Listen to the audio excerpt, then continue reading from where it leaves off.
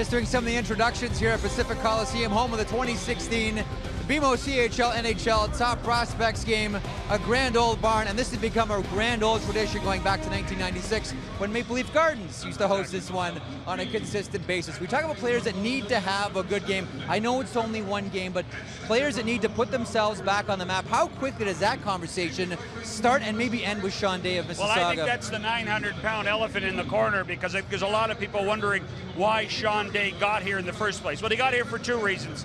For some reason, the OHL has to justify the exceptional status, and the other thing is every scout for a National Hockey League team wants to see this guy. He has unbelievable talent. He's just never been able to show the discipline on the ice to use it. Well, and there's a lot going on in this young man's life. He's, you know, it hasn't been easy for him. He's trying to fight it through, and I think he himself said yesterday, this is a big game for me.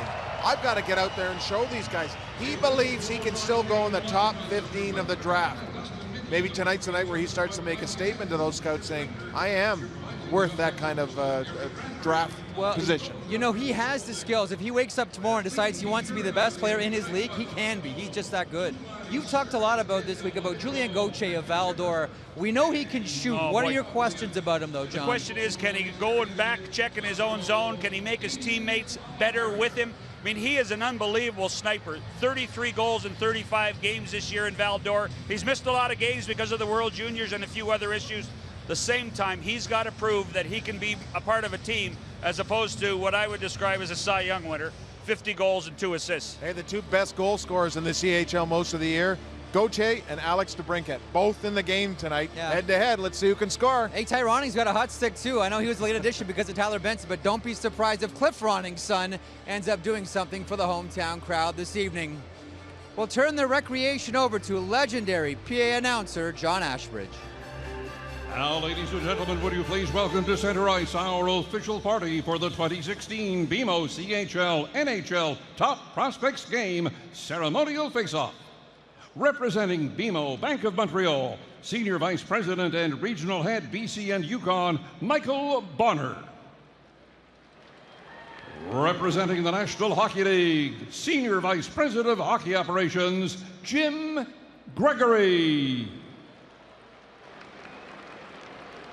And from the Vancouver Giants, co-owner Michael Boulay, representing the team management, and representing the Quinn family, please welcome Callie Quinn. Thanks, awesome.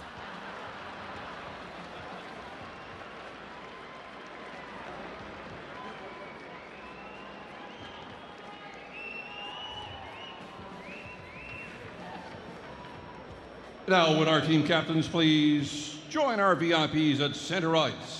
Our official party is ready for tonight's ceremonial face-off.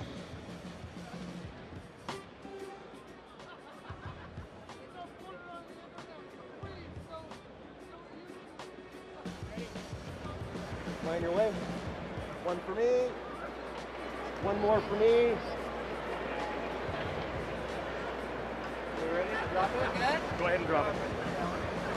Thank you. Hey, good job, guys.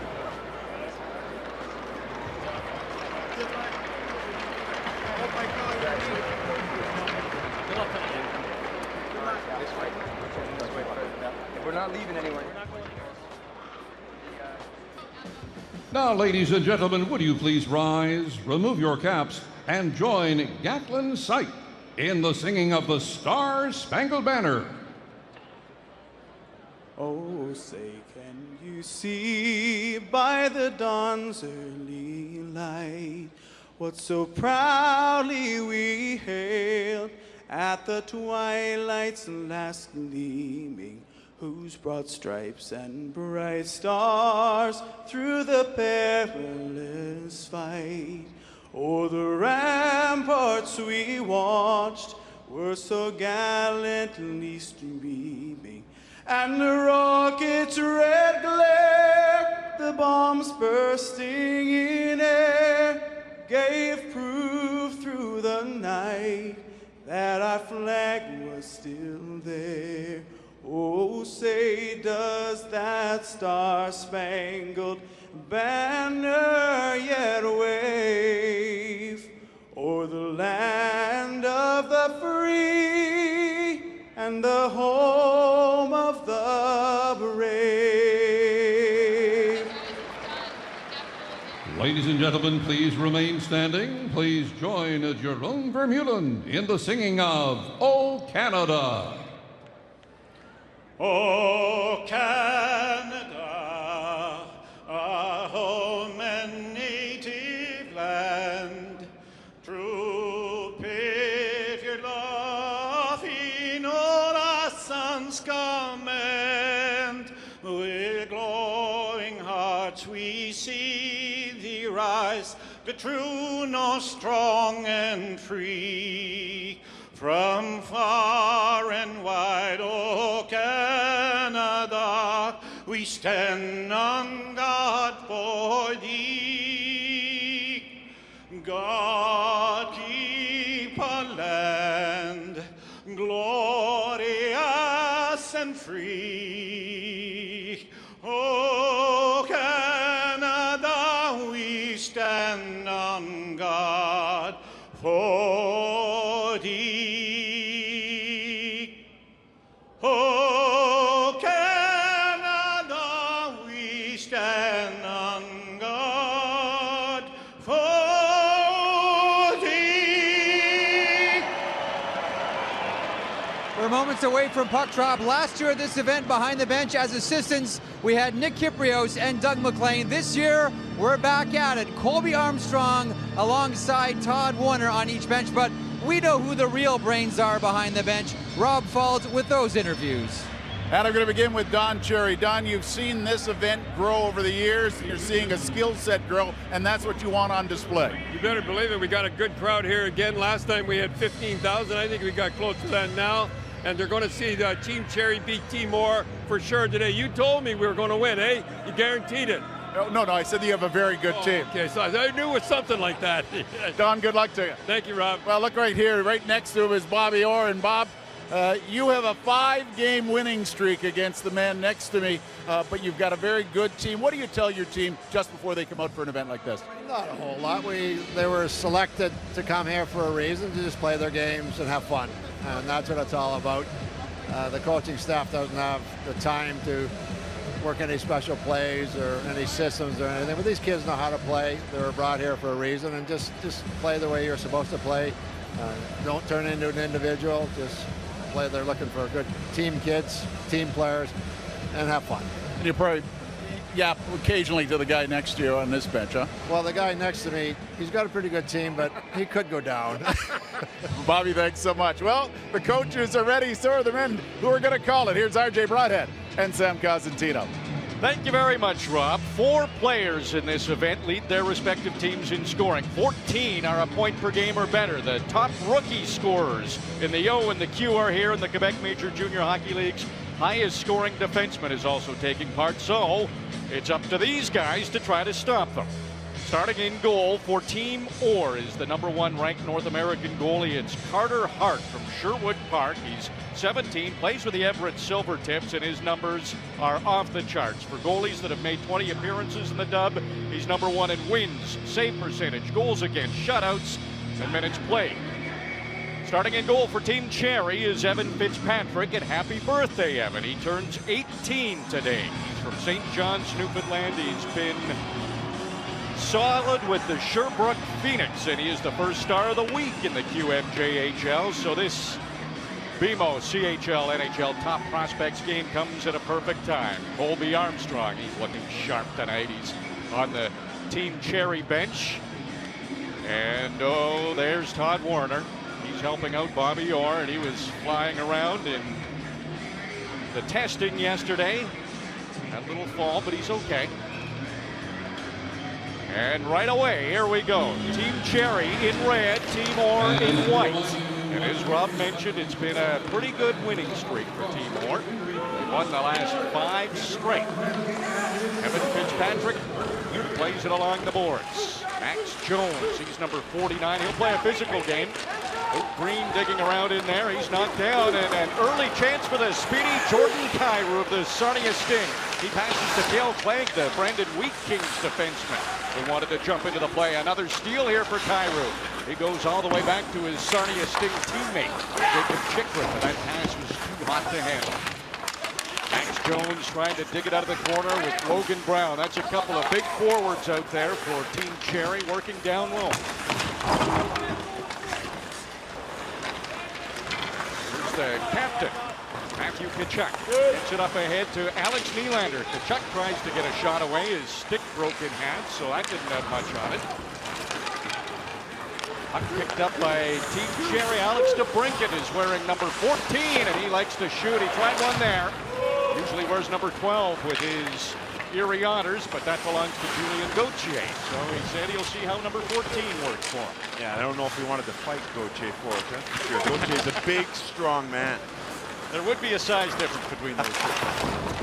The Brunken trying to chip it out, and he just sidestepped the check from Logan Stanley coming the other way. Mike McLeod trying to deke his way in, but Carter Hart wasn't fooled and made a big save early on for Timor. Well, McLeod had Gettinger coming down the wing. He's got such great speed. One thing he's working on his game is trying to just slow it down a little bit. Usually this guy's going 100 miles an hour like his hair's on fire. So he comes across the line. He's a little pensive. He's looking over. He's trying to think pass, but Hart doesn't give him anything to shoot for. Has to take the shot, runs out of real estate. And a good job there, both by defenseman and Hart. He was very confident there. That sometimes can be an issue. You ask your defender, hey, take the pass away. But if you've never played with the guy before, you don't always maybe trust in that. And it worked out perfectly there for Timor. Face-off win for Dylan Dubé in the Kelowna Rockets, but he split the D. So now Team Cherry's going to have to defend. Pascal Laberge tried to set it behind that Team Cherry goal. Throwing his weight around out there is Pierre-Luc Dubois. He's the lone 30-goal scorer in this Timor lineup, and he just whistled one high. Puck comes back to Dubois in the corner. He goes all the way back to the line. It's Libor Hajek of the Saskatoon Blades who tests Fitzpatrick, but Evan Fitzpatrick makes that save. RJ, you talked about Fitzpatrick off the top of the broadcast, how he's the first star of the week in the QMJHL, and it didn't look good for him at the morning skate. He came to the bench and continued to throw up. He was vomiting all over the place. Said he ate something bad last night. I saw him after. He was on the roller. Looked like he was improving, and a good start for him to get an early touch here. Good buddy Luke Green tried to get a shot through, but that was blocked by Ty Ronning. And he plays for the Vancouver Giants. They're used to seeing him score in this building, and this would be a big game for Ty Ronning to do that in. Well, Ty Ronning is a guy who comes into this game as an injury replacement, replacing Tyler Benson. Usually, RJ, leading up to this event, we have 4 or 5 injury replacements. That wasn't the case, so Ronning is the guy who, as they say, is playing with house money. Never expected to be here, gets in there, and he's all kinds of excited. We saw him sitting in the stands before the game, kind of working some head jukes, spinning the stick around, so he can shoot it. He's a pure sniper, that's for sure. Mel Clegg is starting to play his best hockey of the year. Passed it up ahead to Vitaly Abramov, and he is second in QMJHL scoring. He's not very big, but he's crafty, and he wears number 11. Jacob Chikrin, he looks at the net, decides just to keep it down low. Abramov comes up with it. He's also the leading rookie scorer in the QMJHL, and that puck's just sticking with him. Finally passes over to Ronning. He couldn't shoot from where he was, and Timor's able to get it out. Maybe a chance for them. Otto Sompi over to Taylor Radish, and he whistled one in. That was blocked aside by Fitzpatrick. It's good to see Fitzpatrick with a couple of touches early on. Looks like his health is okay. Puck tipped in front to Ronning, and he gets his own rebound, and how about that? The Giant scores in his home building. Well, we've seen this before. You go back to a couple of years ago in Halifax, Laurent Dauphin was an injury replacement, had a goal and an assist in a 2-1 win in that game. Well, Ronning, we talked about it, playing with house money, goes to the net. Excellent deflection. Well, when that didn't work, it bounced off the pad of Hart. And like all good goal scorers, he continues to go towards the front of the net. Nice patience to wait till he has the stick in control, has leverage on the shot to go upstairs. So many times you see a player in that position will just trying to shove it towards the net because his eyes are wide open. The net's wide open. Instead, patient, waits for it, and knows. I'm going to bury this thing. I'm going to go upstairs on Hart. Ironic, 26 goals with the Giants, and he gets the first one here. at the BMO CHL NHL Top Prospects Game. Max Jones, he's a take no prisoners type player. He'll play physical down there. Logan Brown, he's knocked down, continues a puck battle with Brett Howden.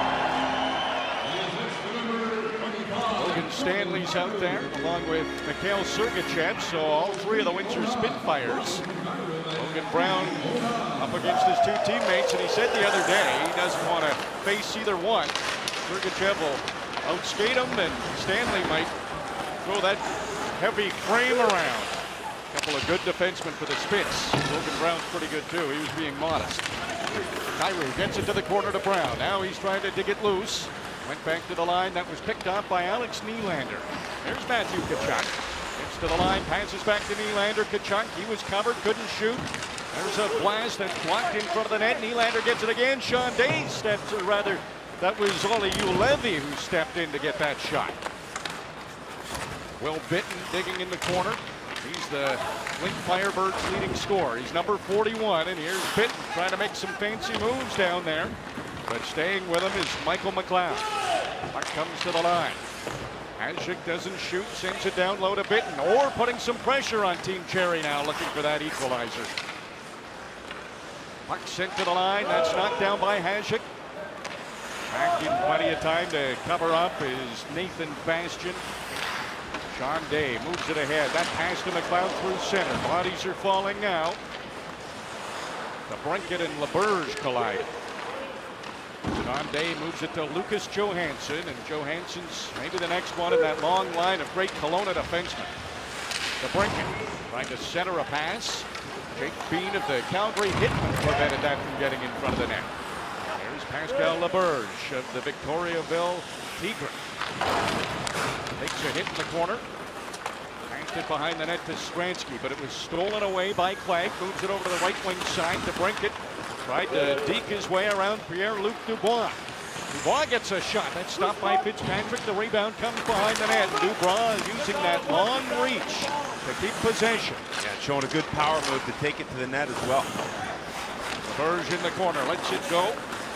Back to back of the Sault Ste. Marie Greyhounds trying to keep this pressure on, and we've got a penalty coming up.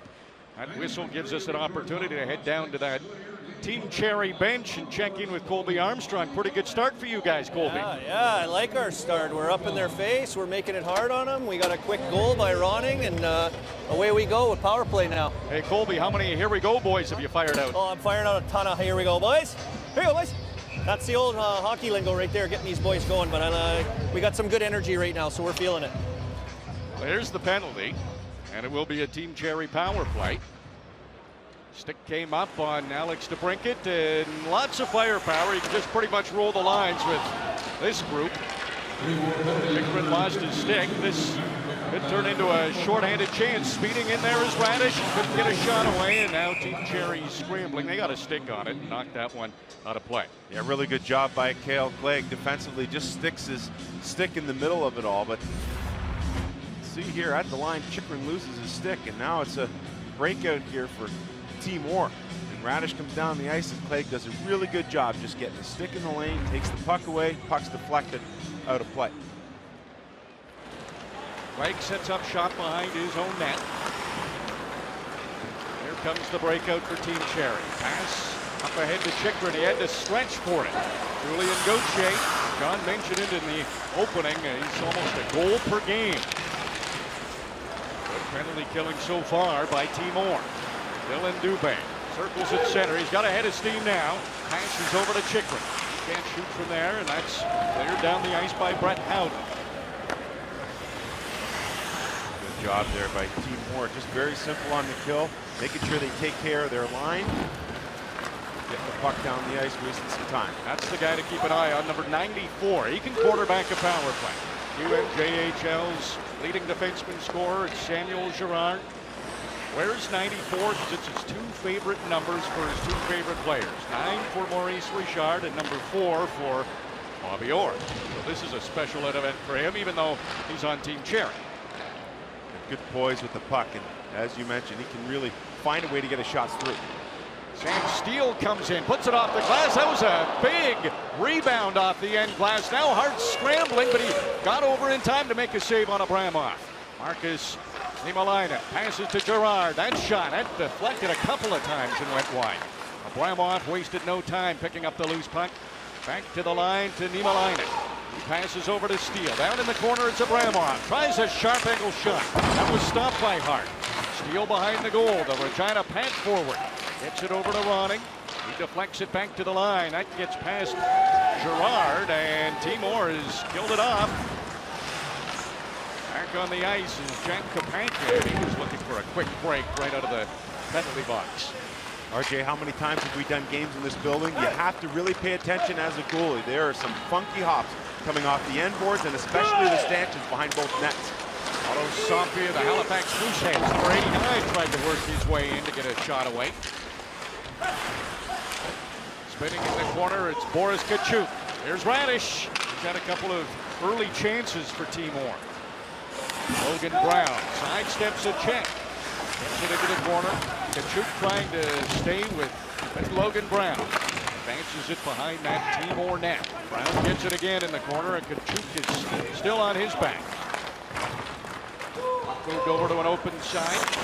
Smooth skating Alex Nylander able to get it. Keeps possession for Timor. They're still trying to work their way out of their own end.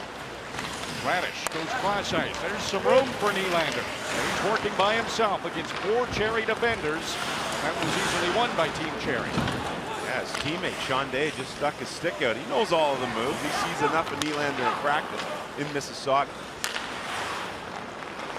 Dale Clegg saucers it up to center. Jordan Kyrou comes in over the oar line. Drops it off to McLeod. Works to the middle. The puck's still with him. And he forced Hart into making another good save. Mikhail Sergicev, the Spitfires defenseman, he took his time, wanted to change, put it right in on Fitzpatrick. He sees Kaczuk a little too close for comfort, so he got a whistle. We'll take our first break, and when we come back, we'll hear from Jacob Chychrun, the captain of Team Cherry.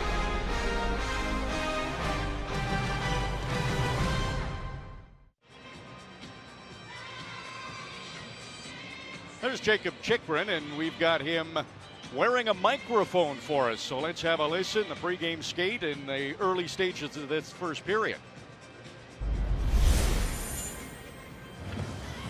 Can you grab my other blades from my locker, from my stall?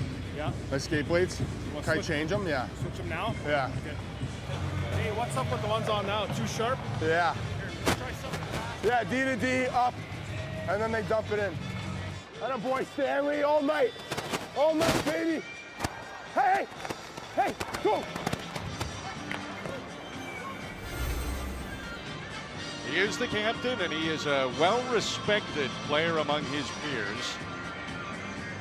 Almost everyone who was asked about Jacob Chychrun had glowing reviews, the players that knew him. Will Bitton tries to center a puck. Simon Strainski couldn't shoot, and now Mike McLeod. Look at that speed. Goes wide, has to stop, spots an open man. That's Clegg. A quick shot, that didn't get through. Brunken couldn't come up with it out of the corner. Jake Bean slows things down, moves it over to Luke Green, rips it around. Strainski had it near the line. Luke Green of the St. John Sea Dogs passes to Jake Bean. Bean has 17 goals for the Hitmen this season. That's more than any other Western Hockey League defenseman. What a huge rise to prominence for Jake Bean. I mean, undrafted into the WHL as a list player with the Calgary Hitmen. A couple of years later, here he is with a chance to go in the first round of the NHL Draft. Brunken plays it to the line. Bean holds that line. Passes over to Strainski of the Prince Albert Raiders. Strainski in front of the net. There's a whole bunch of players there, but nobody for Timor could get a shot on goal, and Clegg comes up with those scraps. Passes over to Jacob Chychrun. Chychrun sees the forwards are on a change. Timor takes advantage of it and changes to it.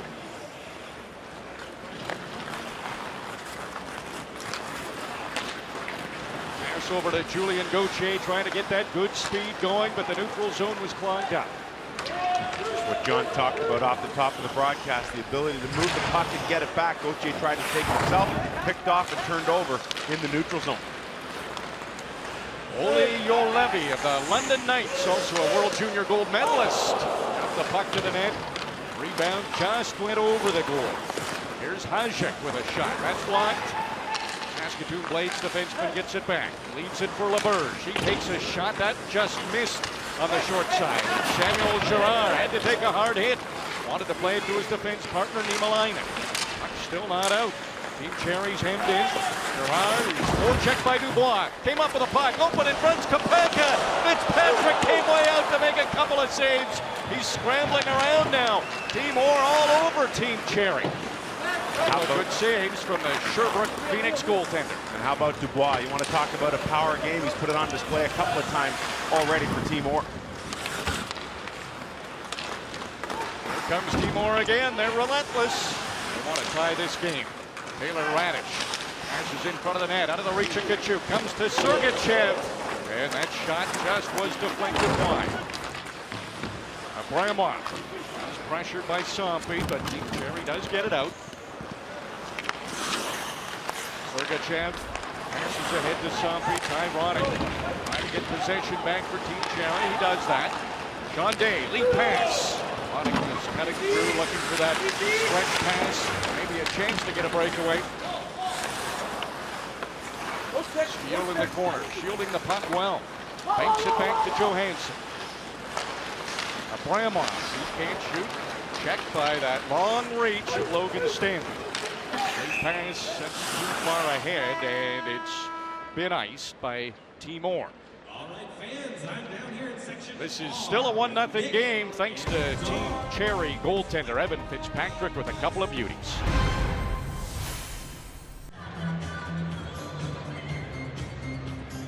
Welcome back to the Pacific Coliseum. I found a huge hockey fan right here in Michael Bublé. Michael, hockey's an important part. I know music is vitally important, but you love the game of hockey, don't you? I do. Yeah, it's my passion. It's the greatest game in the world. How could you not like it?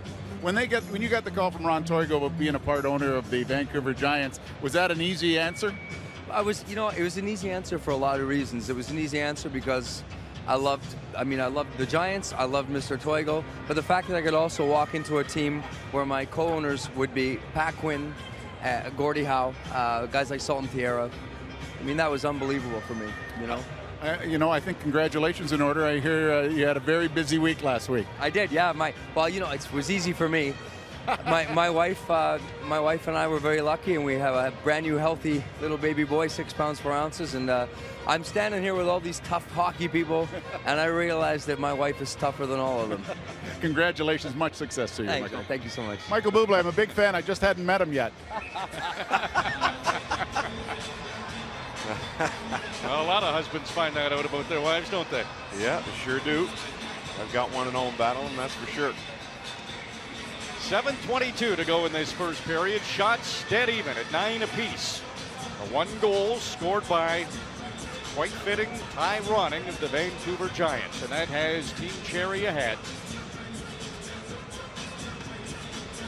Jumping the gun was Jordan Kyrou. He's fast enough. He doesn't have to cheat off the big shot. Here he is with the puck. Top of the circle. Converging on him was Brett Howden. Set in by Kaczuk. Time for a change for Team Orr. Logan Brown escapes the center. Matthew Kaczuk trying to check him. Jake Beans out there again for Team Orr. Makes a good pass ahead to Nylander. Quick give and go with Howden. Now Kaczuk's open. Slides it ahead to Howden to the Moose Jaw Warriors, and he just put that puck too high. Kyrou got to the line. Kaczuk took it away, and here he comes again, trying to work his way in. He got in, but couldn't get a shot because he was hauled down, and a penalty coming up to Team Cherry. Well, there's Kaczuk with that tenacity that his father Keith played with, just taking it to the net. Right down the middle of the ice. He's going up against Chychrun, a very tough defender, and Kale Clegg splits them both, still finds a way to get the shot on net while falling to the ice. But Chychrun sent to the box, and the two captains going toe-to-toe. Matthew Kaczuk wins that battle over Jacob Chychrun. Don't think Chychrun's convinced. Samuel Gerard. Spin in the corner. That was good enough to get it to McLeod. He sends it down the ice. Hart sends it up behind his own goal. Picking it up is Jake Bean. Good. pass over to Strainski. Around the net. Took a hard hit down there from Gerard. Nathan Bastian rips it around. Bean gets there to keep it in. Passes over to Luke Green. Green looks at the net. No lane to get a shot. Strainski back to the line. Here's Bean again. Tried to pass it. It winds up on the stick of Team Cherry, and they get it down the ice. It's been a great pace to start this game. The two teams really didn't have that feeling out process. They've been going right at one another. There's Sergicev. That puck to the line. Dubé stole right back down the ice. Minute to go in this power play.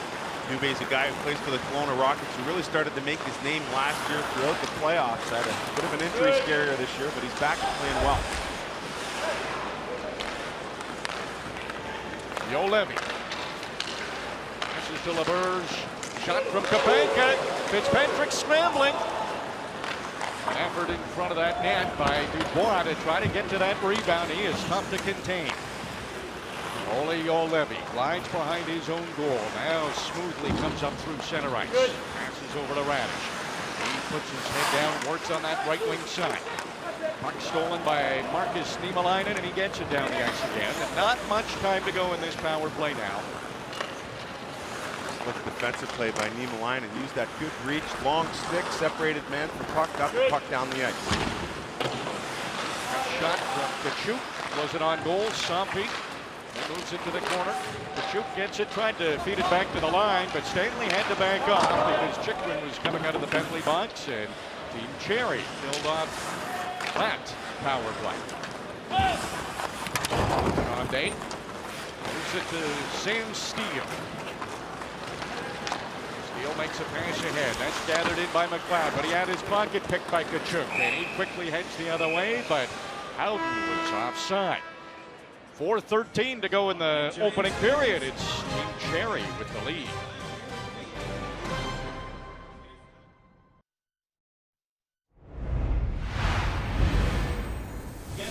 Take you back to the 1984 NHL entry draft. Here are the defensemen taken in the second round. And how about at the 36th and 37th picks? Jeff Brown goes 36th to the Quebec Nordique. Jeff Chikrin 37th to the Philadelphia Flyers. They have grown up together. Their kids have grown up together. That's Logan Brown on the left, Jacob Chikrin on the right. The captain both playing for Team Cherry. And they hope to go through this experience together with the competition continuing.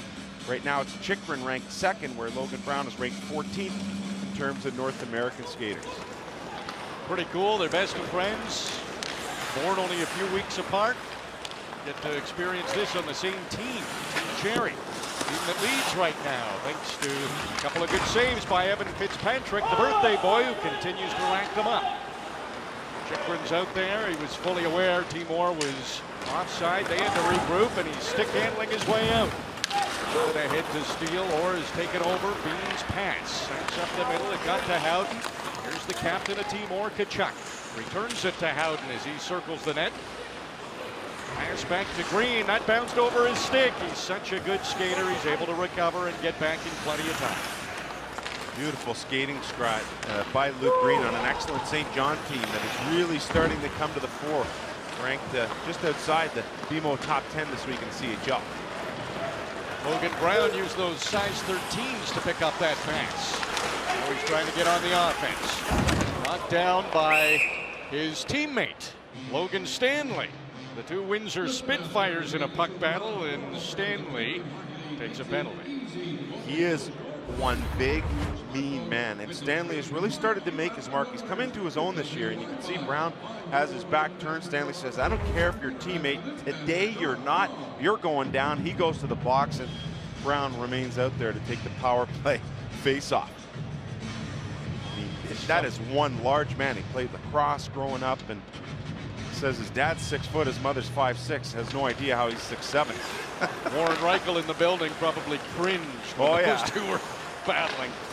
Logan Brown stays out there. Trying to center a pass. Joel Levy intercepted, and he gets it down the ice. Jacob Chikrin. There he is again on the power play with Team Cherry. Got Max Jones to his left, tried to dump it in, realized probably wasn't a good dump in, so he followed up, got it in deep, but no possession by Team Cherry. And Fitzpatrick can't play this puck, so Otto Sampi is the first one to it.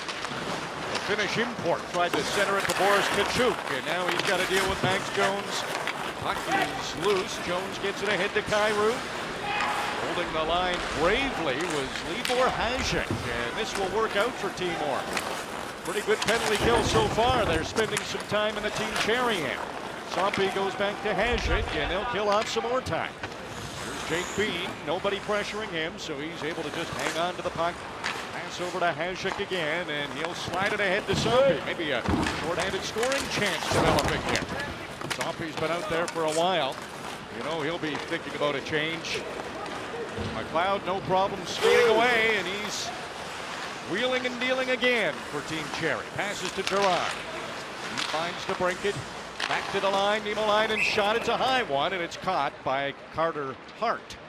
Over on the Team Orr bench is Todd Warner. You guys are taking some penalties. You got to get a goal here, Todd. Hi, boys. Hi, boys. Hey, Todd, are you hearing me? Yes. Yeah, you got to get some offense eventually, maybe after this penalty's done. We're, yeah, I wish I had the guy next to me I could put out there, boys. I really do, but we're taking over. I feel like the guys are playing much better after a bit of a slow start, so.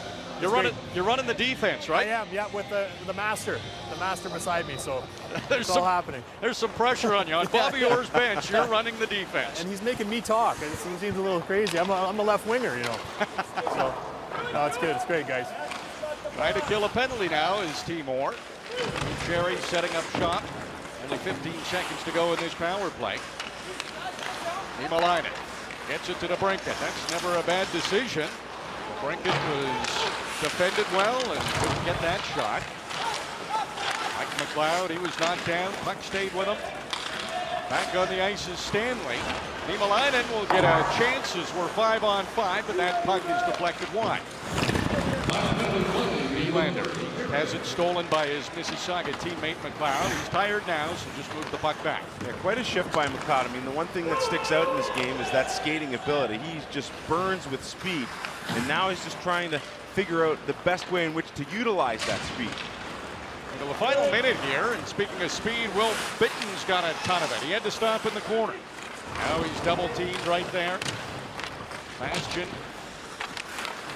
moved it to Bitten. He's trying to cut in front of the net. Spotted an open man. It was Kaczuk. Comes back to the line. Hajek sends it over to Bitten. Kaczuk's open again. Not much on that shot. Bastian in the corner. He gets it to Bitten. Sean Day's seen enough of that, and he pins Bitten up against the boards. Dubé dinks it loose for Team Cherry. Can't get it out yet. Orr's put some pressure on, but haven't been able to beat Fitzpatrick. Here's Bastian behind the goal. And this first period will end with a 1-0 lead for Team Cherry. Coming up in the first intermission, Jeff Marek, John Shannon, Damian Cox will be joined by Jim Benning. He will join the panel. Pretty entertaining first period. Pretty fitting that Ty Ronning gets the goal, Jeff.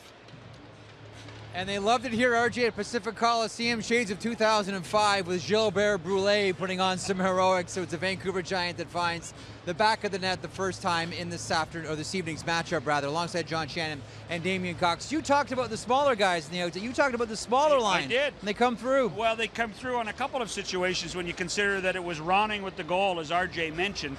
And it was on a line change, so the other two guys, Steele and Abramov, aren't on the ice at the same time, but a great drop pass and work with Kyrou in that situation was big. The thing about Ronning is obviously he knows this rink, he knows the bounces, he knows where everything in this building is, and it probably helps them and feel comfortable right off the top, and it makes a difference.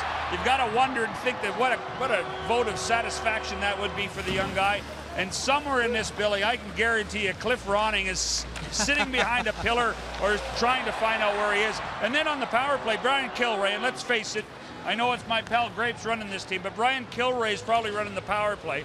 And he puts the three young guys, the small guys together, one from the Western League in Steele, one from the Ontario League, two from the Western League, and then Abramov from the Quebec League, trying to make things work on the power play, and they were very good around the net. They had some opportunities. To me, this was a big part of what was successful for Team Cherry in the first period. Tyroning with the goal, Jordan Kyrou, as you mentioned, with the assist. Kyrou's playing on a line with Max Jones, considering the Sarnia-London brawl from last week. That must have been an interesting dressing room. And their You centerman, had to get that in, you didn't know you? me, Damien. Come on, you love me. In the middle, 6'6", Logan Brown. And you know, St. Louis, Missouri got an NHL team in 1967. It's taken them a while, but St. Louis is turning into a bit of a hockey factory. Could have 4 first-round picks, and one of them, this young man, 6'6", Logan Brown. Now, he might be 6'6" and a half, because he says he grew another ½ inch last month. He's hoping he's going to stop growing, but he's not quite sure when. Grew up coached by his father, Jeff.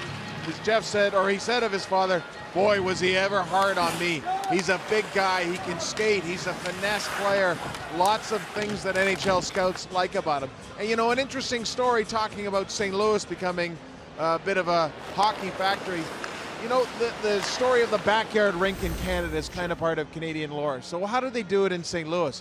Well, Jeff Brown built a big house with a huge basement, put up boards in the basement, went to a local roller hockey place, bought the tiles, put them in the basement, and that's where Logan Brown and his childhood hockey memories developed, playing in the basement on rollerblades, just like Wayne Gretzky did in Brantford once upon a time outside. I tell you what, that whole St. Louis story, absolutely amazing. One of the best alumni in the National Hockey League stayed in their city. Guys like Basil McRae, Al McInnes, Kelly Chase, that have really developed the young guys of Missouri into hockey players. And a lot of those players heading from St. Louis right to the Kitchener Rangers of all places. Al McInnes' son Ryan. Or the London Knights. And Luka Polka. London has a way of finding some players. When we return, we're going to be joined by the general manager of the Vancouver Canucks, Mr. Jim Benning. 1-0 Team Cherry. The local boy, Tyroning, with the lone goal.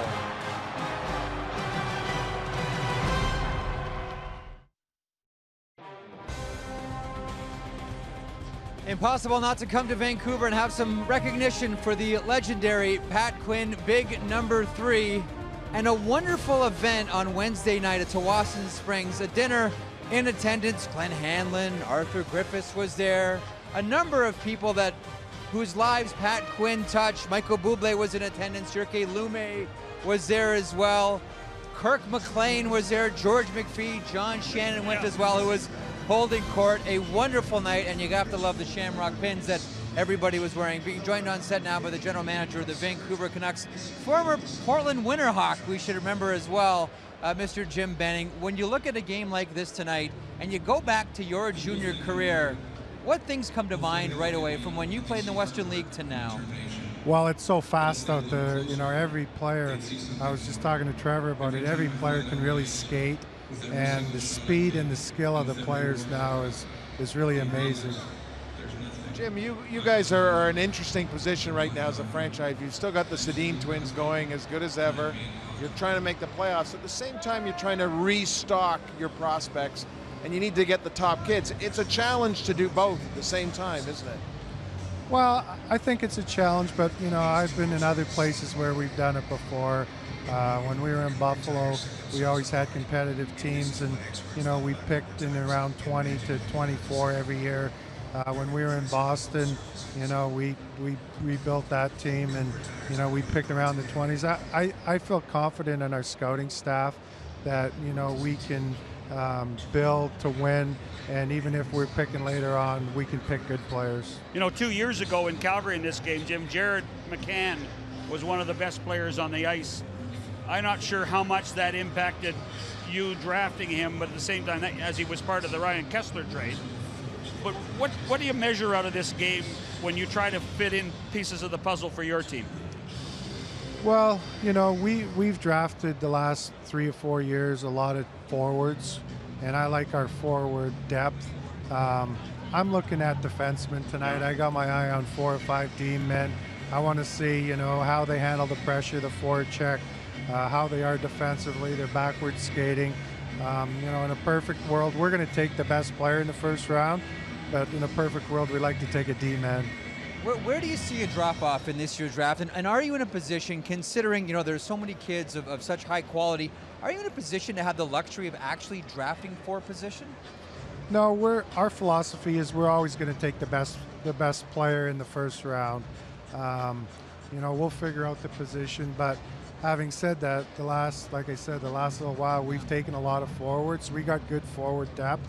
We got to start building up our defenseman depth. But if it doesn't happen in the first round, we'll look to the other rounds to add D-men. Drop-offs this year in the first round? I think probably at about 15. You know, I think we just had our scouting meetings last week, and there's 15 players that we feel are going to be top 6 forwards, top 4 defensemen.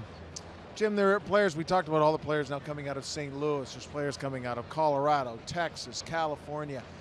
You talked about your scouting staff. Have you had to adjust at all in the territories you're needing people to cover because of the different places in the United States where players are coming from? Yeah, we talked about that actually before the game. I think what's happened is there's so many former NHL players now retiring in, you know, St. Louis and California and different parts that are involved in minor hockey and teaching the kids skills at a young age.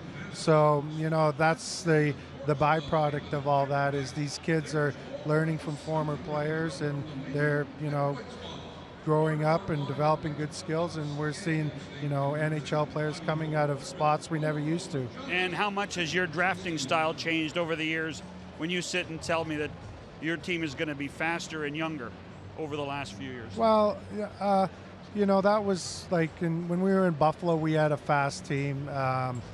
You know, when we were in Boston, we were, you know, that was a different style in Boston. We were, you know, harder, probably more rugged. But out in our conference out here in our division, it's about speed, and we're going to try to keep adding speed. On that, well, thank you, Jim. Thanks as always for stopping by. January was a really good month for the Vancouver Canucks. We hope for similar things in February for your Vancouver Canucks. Thanks so much for doing this. Thanks for having me, guys. Jim Benning, the general manager of the Vancouver Canucks. Speaking of second-generation players, Michael Nylander's young son, Alex. How'd you like him, Jim? 1-0 Team Cherry.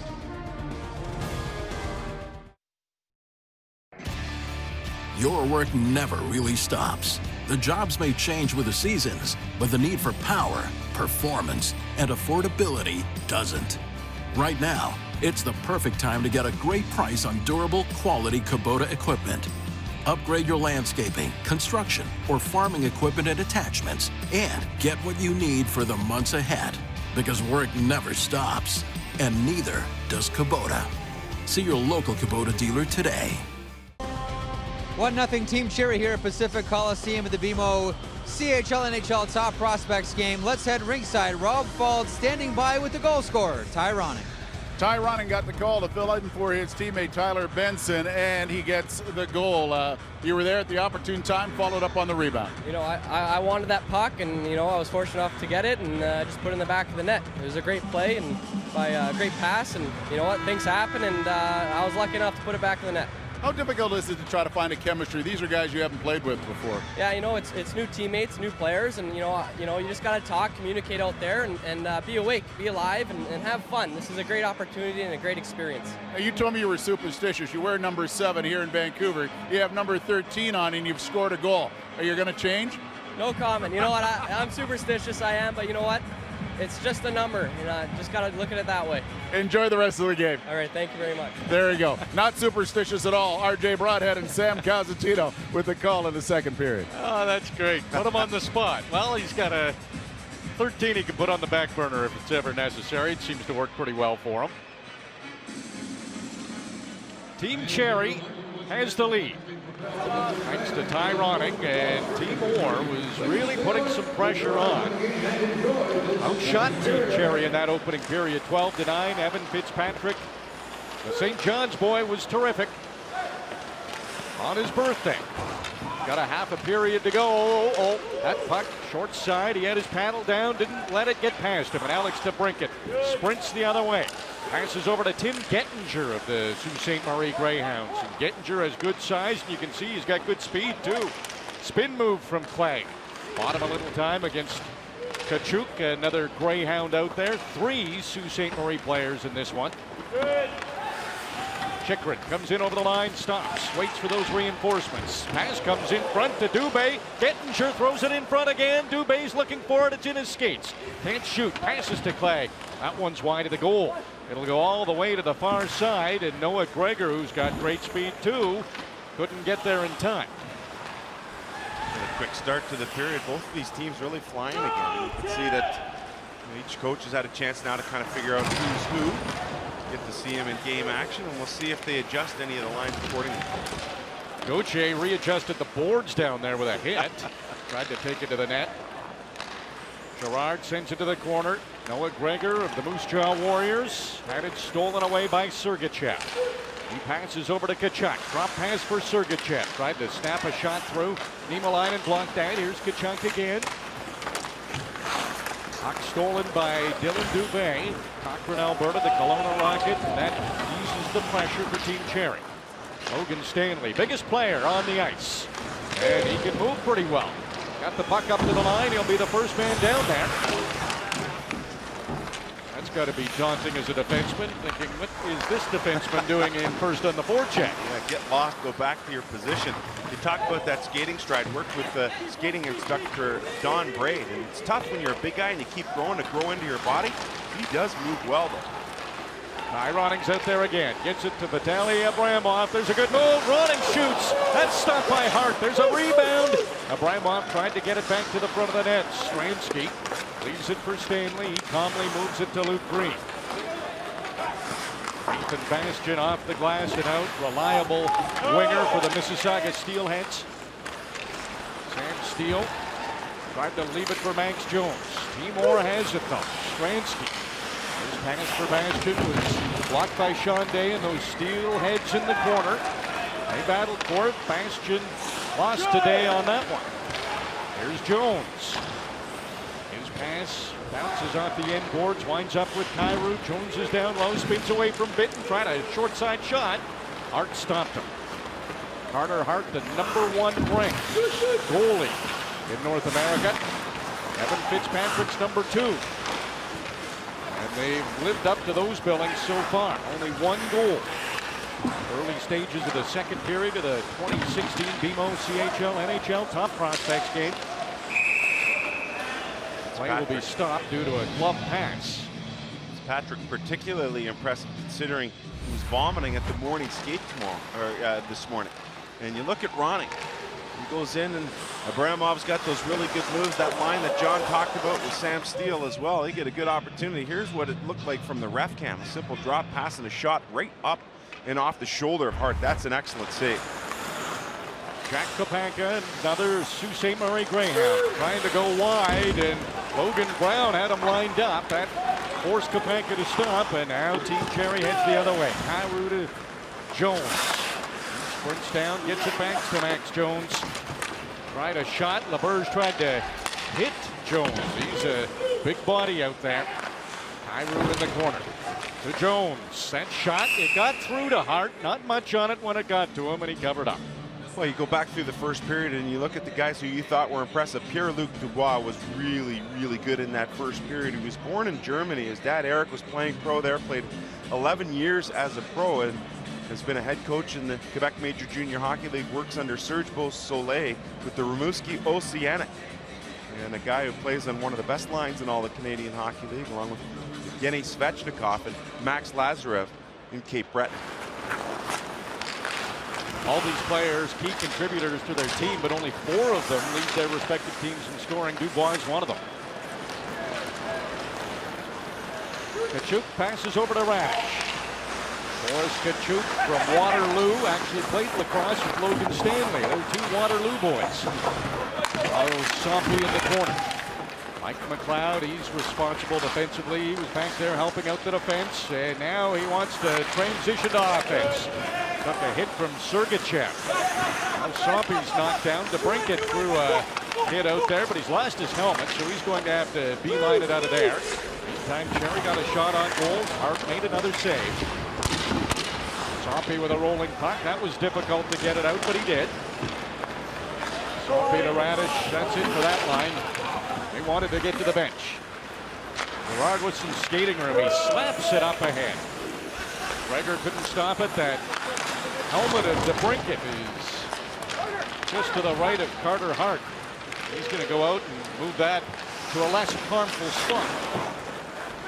Julien Gauthier played with Team Canada at the World Junior Hockey Championship. To Noah Gregor. Gregor, a teammate of Braden Point's. He puts it right on goal, and Hart makes another save. Tomorrow night on Friday Night Hockey, it's Nolan Patrick and the Brandon Wheat Kings. They travel to Edmonton to take on the Oil Kings. It begins at 9 Eastern, 6 Pacific on Sportsnet East, Ontario. West and Pacific, of course, we'll see Kale Clegg there as well. He's taking part tonight. Ivan Provorov. He was a big part of this event last year. Ronning with a steal at center. Got it just as far as that oar line. Couldn't get it in deep. Here's Chychrun. Waiting for the forwards to head to the front of the net. By that time, his pass was deflected up high. Chychrun, he takes a shot, and that hit a post. That was deflected by the defenseman, and right away waved off. Team Cherry coming close. Matthew Kaczuk. That pass was behind Howden, got it back to Juolevi. A nice move by Olli Juolevi over to Libor Hajek, and he puts it on goal, and it's stopped by Evan Fitzpatrick. Pretty slick move by Juolevi.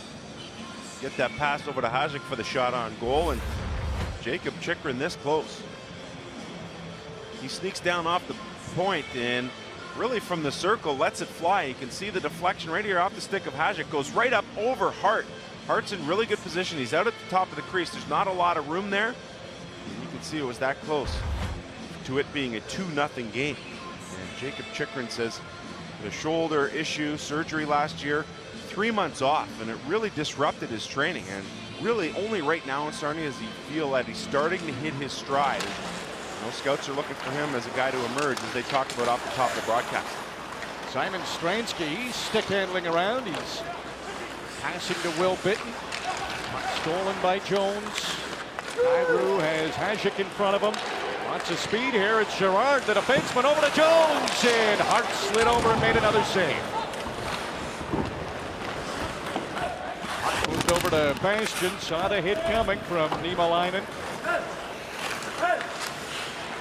Here's up to Strainski. There he comes with Bitton to his right. Bastian's there too. Pass too far behind Bastian. So Strainski tried to fetch it in the corner. Kyrou moves it up ahead. Sergicev chips it back in. Jones.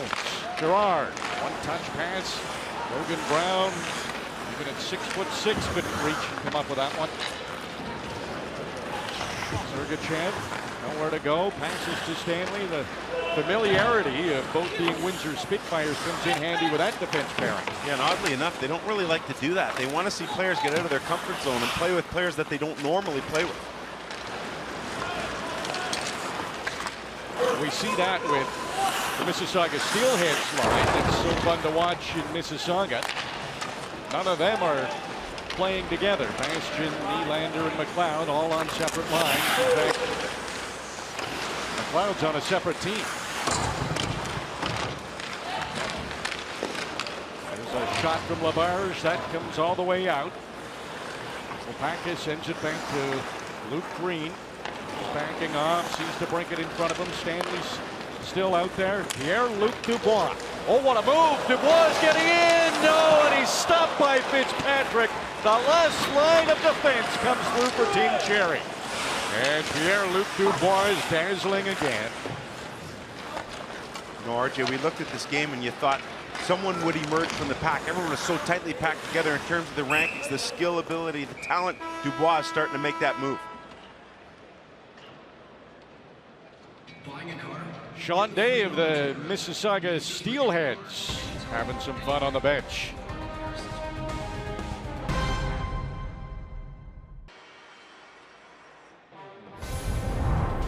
It's time now for Road Warriors, brought to you by Cooper Tires. Cooper Tires builds tires so the way real drivers really drive.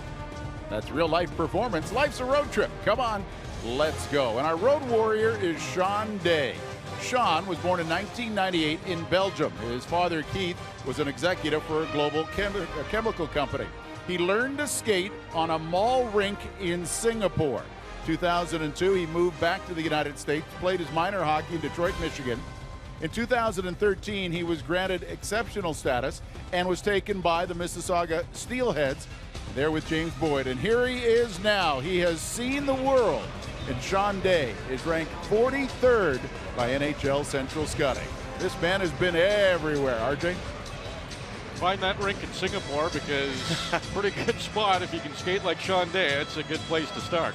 Fascinating story. The most polarizing guy maybe in this draft. You go back a couple of years ago, he was taken 4th after granted that exceptional status, and people wondered what was going on. And it's been an up and down type of career for him to this point, but there is no doubt there is a massive toolbox to work with there.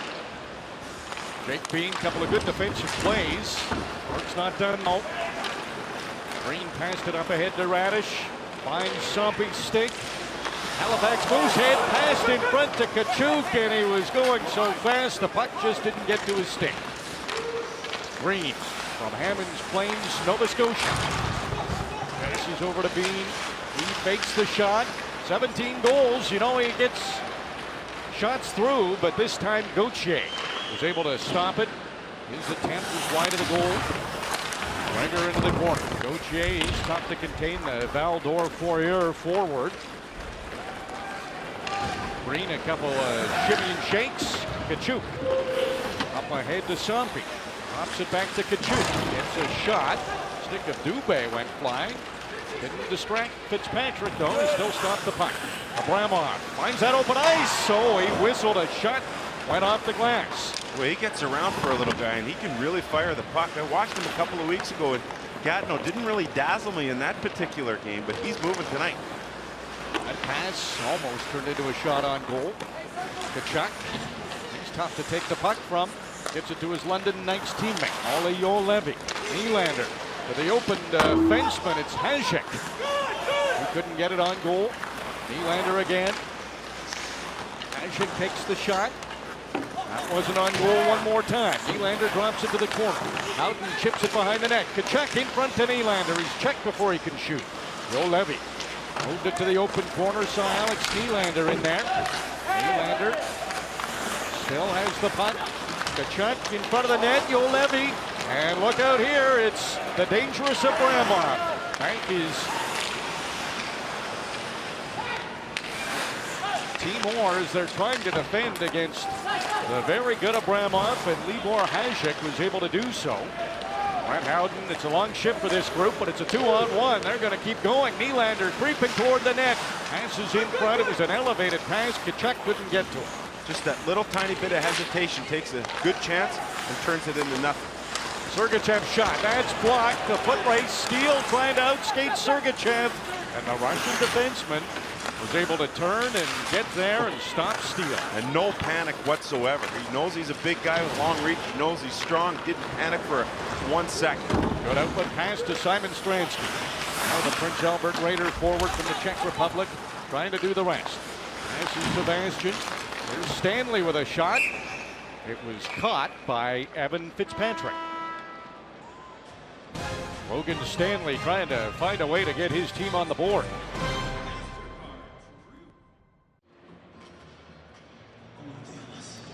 Just under 9 minutes to go in the second period. Time for the goalie change. And this is Dylan Wells now in goal for Team Orr. He plays with the Peterborough Petes. He's from St. Catharines.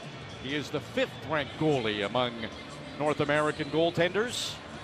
And he actually did some really good testing, that on-ice, off-ice testing. His tests were the top of all the goaltenders. And here's Zach Zachenko of the Moose Jaw Warriors. He's from Calgary, 18-year-old. He turned 18 late in December, played for the WHL in the Canada-Russia series. Save percentage is 4th among goaltenders who have had at least 20 appearances in the Western Hockey League in his 3rd season now, and he has to face Braden Point, so you know he can stop the top guys. Every day in practice you have to face him and Brett Howden and Noah Gregor, so he faces some stiff competition day in and day out. Well, you look at Zachenko, and it's been an interesting ride for him. You know, he comes to Moose Jaw, he's playing behind Daniel Wappel, and you know, leaves at the end of the year, talks to Alan Miller, the general manager, says, no, I'm going to be your #1 guy, and they end up moving Wappel along. Then he's playing behind Justin Pollock, who was a highly rated prospect, ends up beating him out for the #1 job.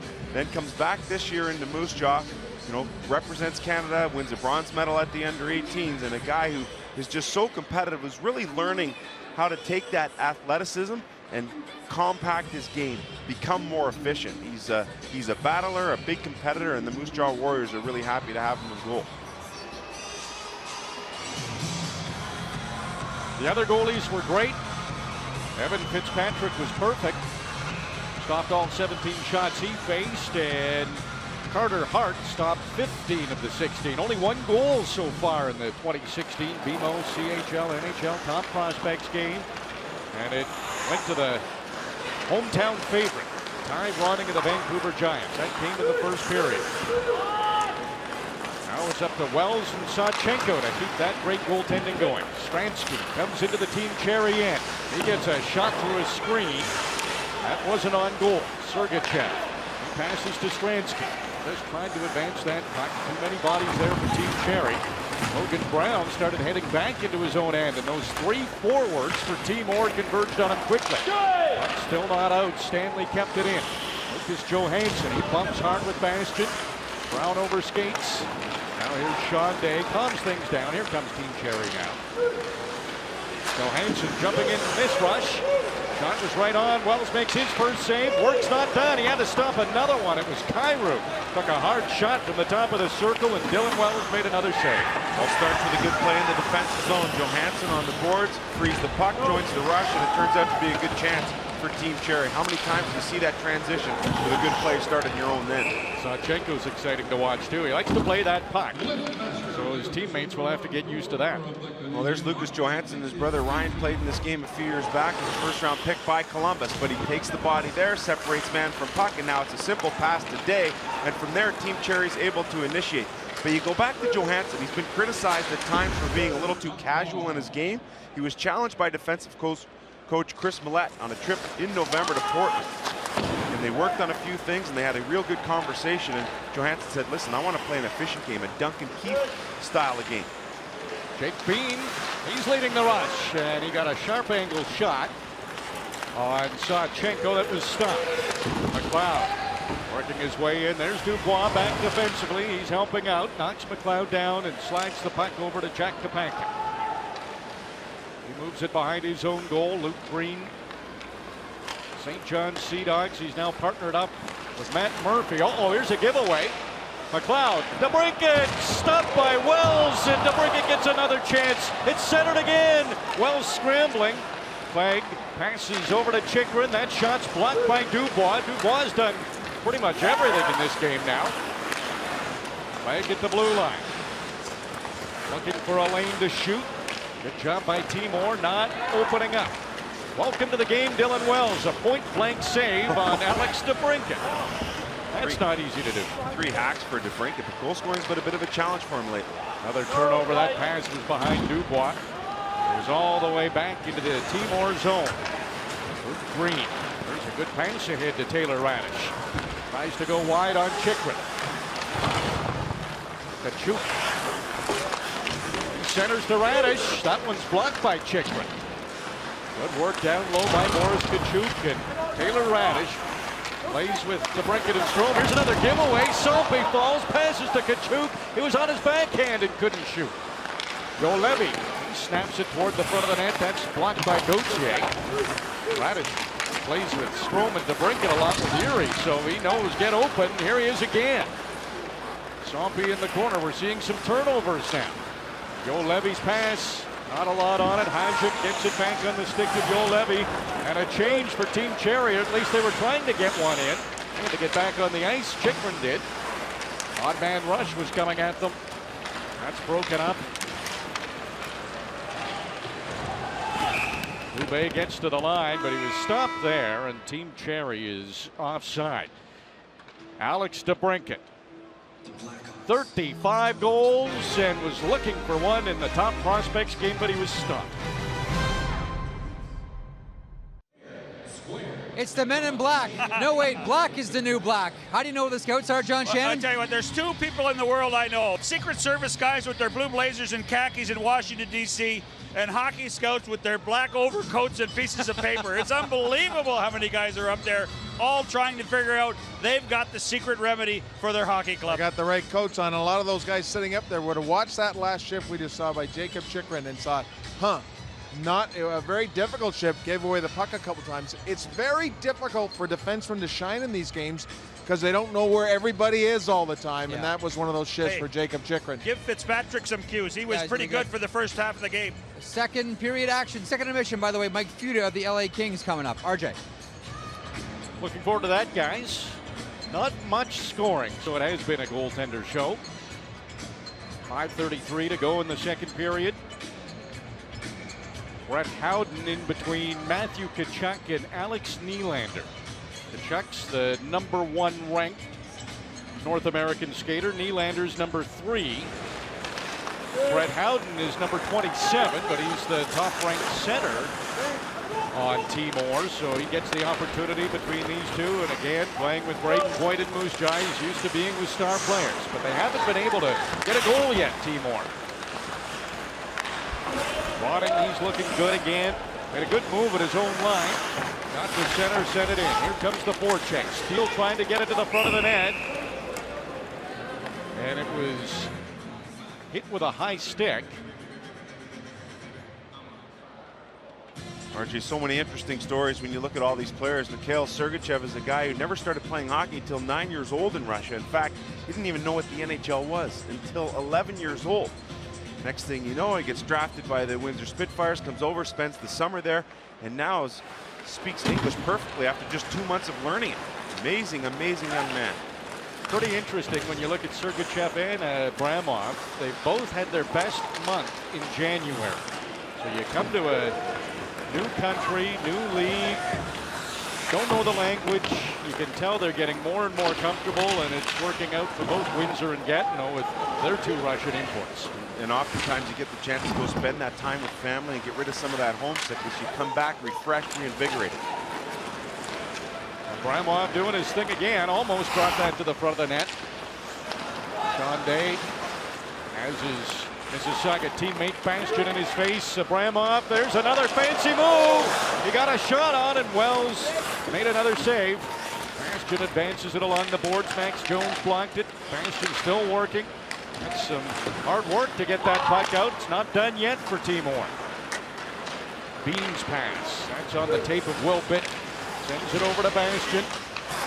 Strainski knocks it down, circles the net. They trying to stay with Strainski. He's shifty. Into the corner. Bastian tried a shot that was off the side of the net. Here's Strainski. He's all over the place on this shift. Will Bitten gets it to the blue paint. Strainski a chance. Zachenko was down. He blocked that one. Slippery, the Prince Albert Raider, Simon Strainski.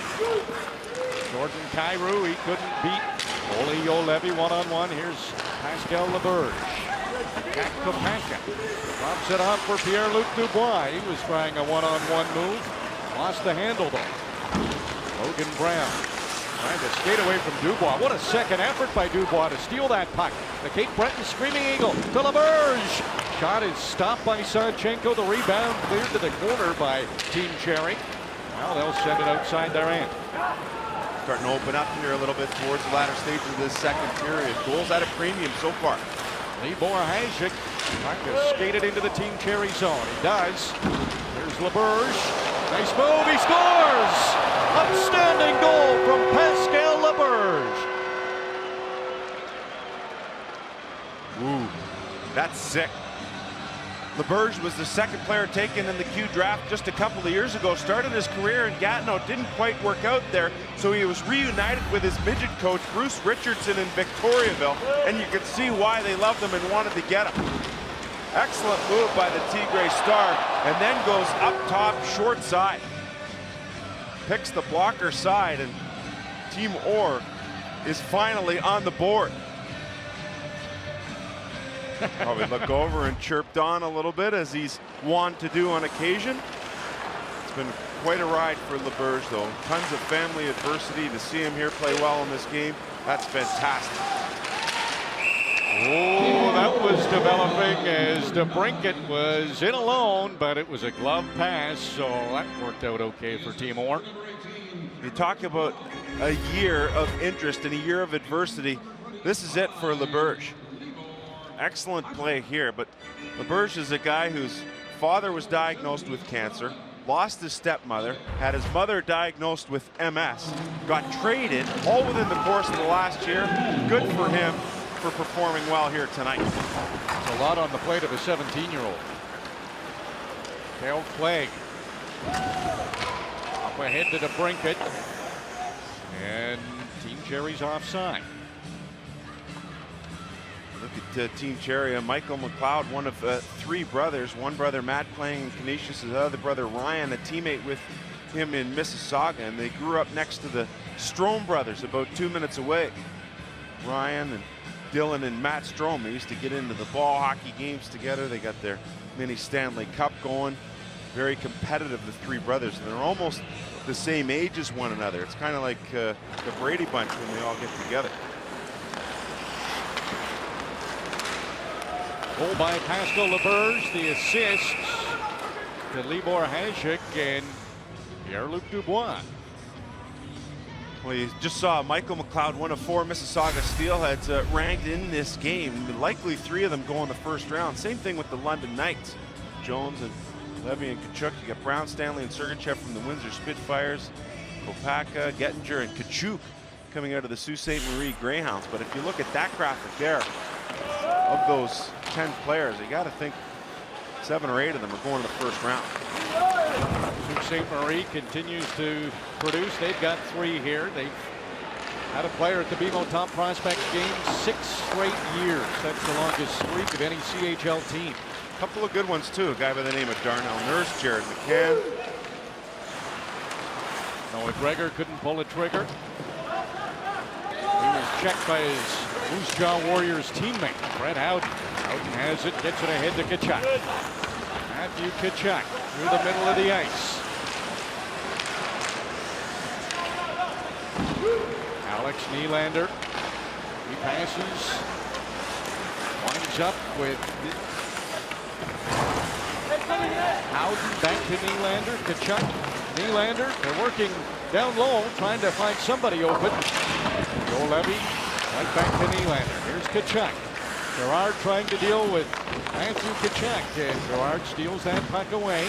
Ole Levy, he knew there was support behind him. He left it for Will Bitten. Then Joe Levy tried to get it to the front of the net. Brunken comes in. There's Kaczuk, stolen by Lucas Johannes. Julian Gauthier up ahead to Sam Steele. Before he can get the puck out, it's stolen by Nylander, and he can fire it. He tried to get that shot away, but Johansson was able to get a leg on it and knock it out of play.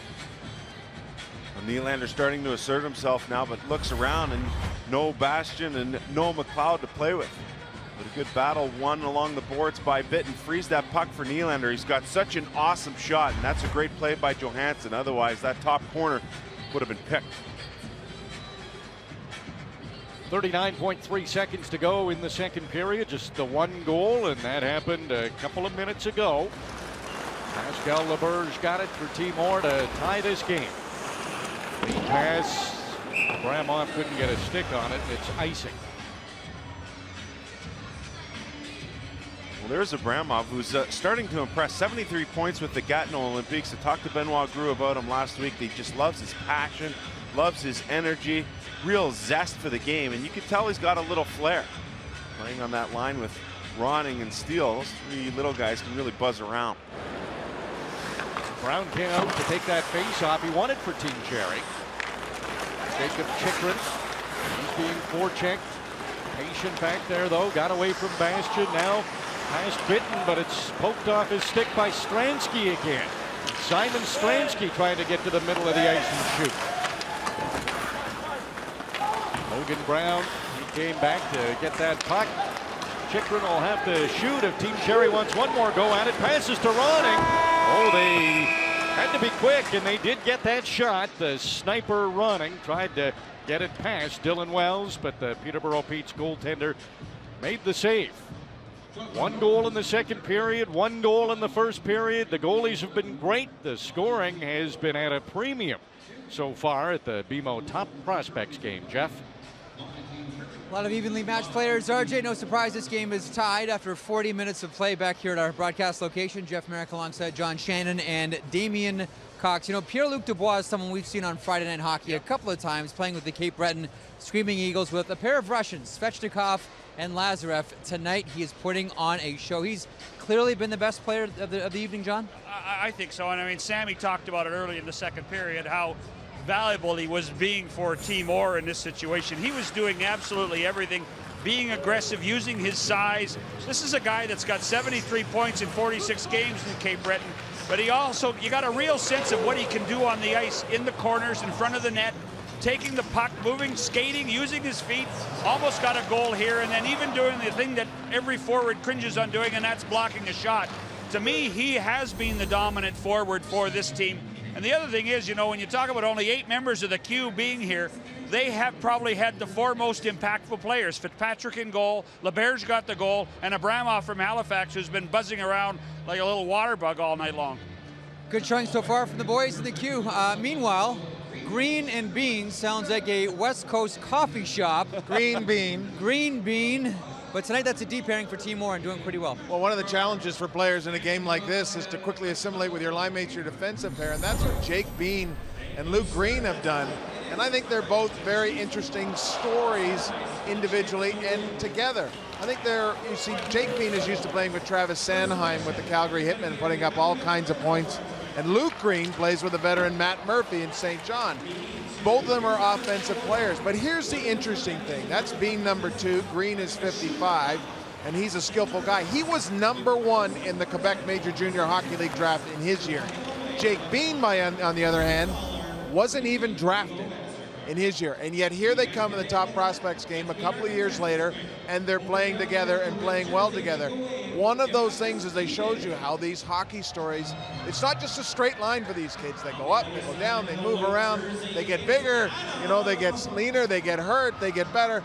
And tonight you're seeing 2 stories, very different stories, come together in one pretty good defensive pair. You know, the Jake Bean story is a fascinating one. Mike Moore, who's the general manager of the Calgary Hitmen, he found him when he went to watch his daughter play at Edge School. That's an athletic school as well. And everyone was saying, you got to see this kid on the other pad. He's dangling everybody. And that was part of the story how Jake Bean became a member of the Calgary Hitmen. You mentioned Evan Fitzpatrick, and he has been, he's out of the net now, but he has been the story in net so far tonight. Oh, I mean, I think so. And when you consider, as Sam talked about again, that he had the flu this morning, or food poisoning, whatever you want to call it, and be able to bounce back.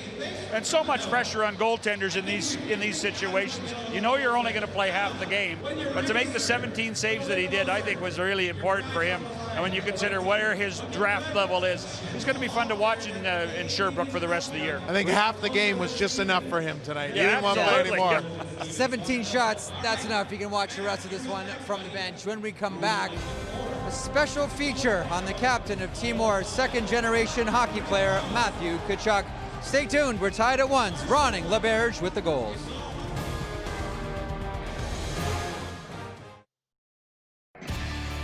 Your work never really stops. The jobs may change with the seasons, but the need for power, performance, and affordability doesn't. Right now, it's the perfect time to get a great price on durable, quality Kubota equipment. Upgrade your landscaping, construction, or farming equipment and attachments, and get what you need for the months ahead. Because work never stops, and neither does Kubota. See your local Kubota dealer today.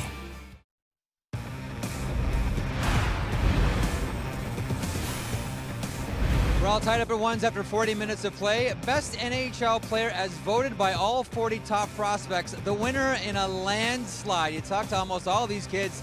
They love number 88 on the Chicago Blackhawks with 18 votes. Patrick Kane, Ovechkin, Ben, and Sidney Crosby follow. Well, his father was one of the great power forwards in the history of the NHL, so it's not exactly a surprise that Matthew Kaczuk is scheduled to go top 5 in this year's NHL Draft. But before he sets his sights on the NHL, he still has one more goal to achieve. I'm Matthew Kaczuk, left winger for the London Knights. My dad was a captain for the Phoenix Coyotes when I was born. I grew up right in hockey. Since I came to London, I dreamed of a Memorial Cup. Fell in love with the city, fell in love with, you know, the winning tradition that this team brings. There's 9,000 fans here every night. You can see how pumped he is with the celebration, the big fist pump. When you step into this building, you want to play for them. That's how much energy they give you. I've talked to a couple players. I talked to Corey Perry, talked to Rick Nash before I came here. Those guys really hammered down what the city of London's about, what this team can do for myself. Big interest at the NHL level. We are expecting nothing but great things. He may very well be better than his father. If we win a Memorial Cup championship, it helps out everybody in that locker room. It helps out everybody in the city. Any team that drafts me, I'm going to be excited. St. Louis Blues are proud to select. I live in St. Louis now, so I mean, I guess that'd be pretty cool. I grew up wearing those jerseys at my dad's games. When I was younger, I, you know, didn't realize how kind of well he did in the NHL, kind of being my cocky, arrogant 10-year-old. I always said that I was going to play twice as many games and have twice as many goals, but, you know, he had a lot of games played and a lot of goals. If I could have half the career he did, I'd be pretty happy. It's a nice piece on Matthew Kaczuk. Now, it must be a luxury to be able to pick up the phone and call Corey Perry and call Rick Nash, but that's one of the things you get when you're a second-generation hockey player. And Damien, this game is full of them. How much of a leg up does a player like Matthew Kaczuk have when it comes to the draft, considering his father played as many years as he did in the NHL? Well, we had a long chat with him yesterday, and the one thing with a player like Kaczuk, you get this veneer of professionalism. They know how to behave already. They understand the things you do, the things you don't, daily routine, all those bits and pieces, and they understand how to handle themselves with the media. Matthew Kaczuk's a very, very impressive young guy, and I think not enough attention was paid at the World Juniors to how he played. Everybody talked about the Finns and their draft-eligible player. He played in the first line of the Americans, and he was terrific. Yeah, it might have got lost in all the Austin Matthews discussion as well, but if he talked about being half the player his father is, I still remember the ability of Keith Kaczuk to come down the wing and turn inside with the power like no one else in the National Hockey League did for a decade.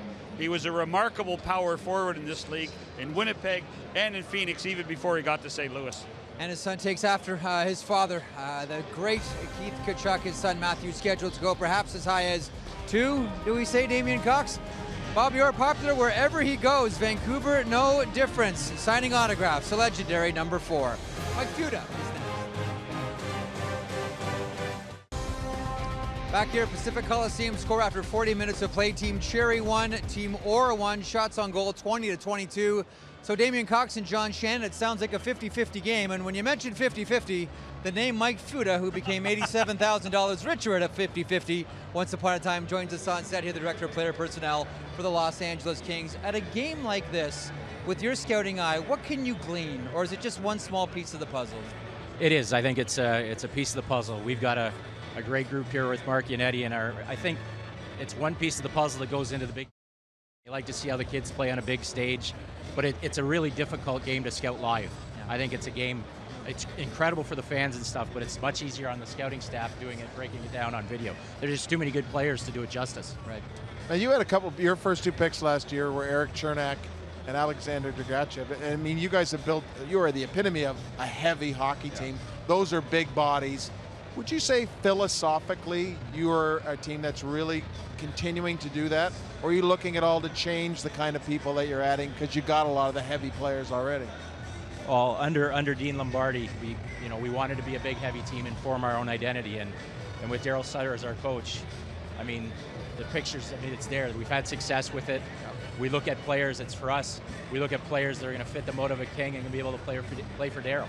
And obviously, in the Western Conference, the grind that it is and having success in the playoffs, you want to have big bodies. I don't think it's that a small player can't play, but he's got to bring a lot to the table, a lot of different special attributes to the table to be a king. When you talk about that, Mike, because you and I talked about Sam Steele the other day in that situation, what does a young, smaller guy have to do to impress the Los Angeles Kings? He's got to be able to skate. I mean, that's the one thing. I mean, you find some players that are very crafty, but you've got to define yourself with a speed element, and I think you still got to play heavy. You can't be a soft player, and I mean, you see some of these players out there that aren't the largest players, but they're built. They've got hockey legs, they got hockey butts, and they're very hard to move, and they compete.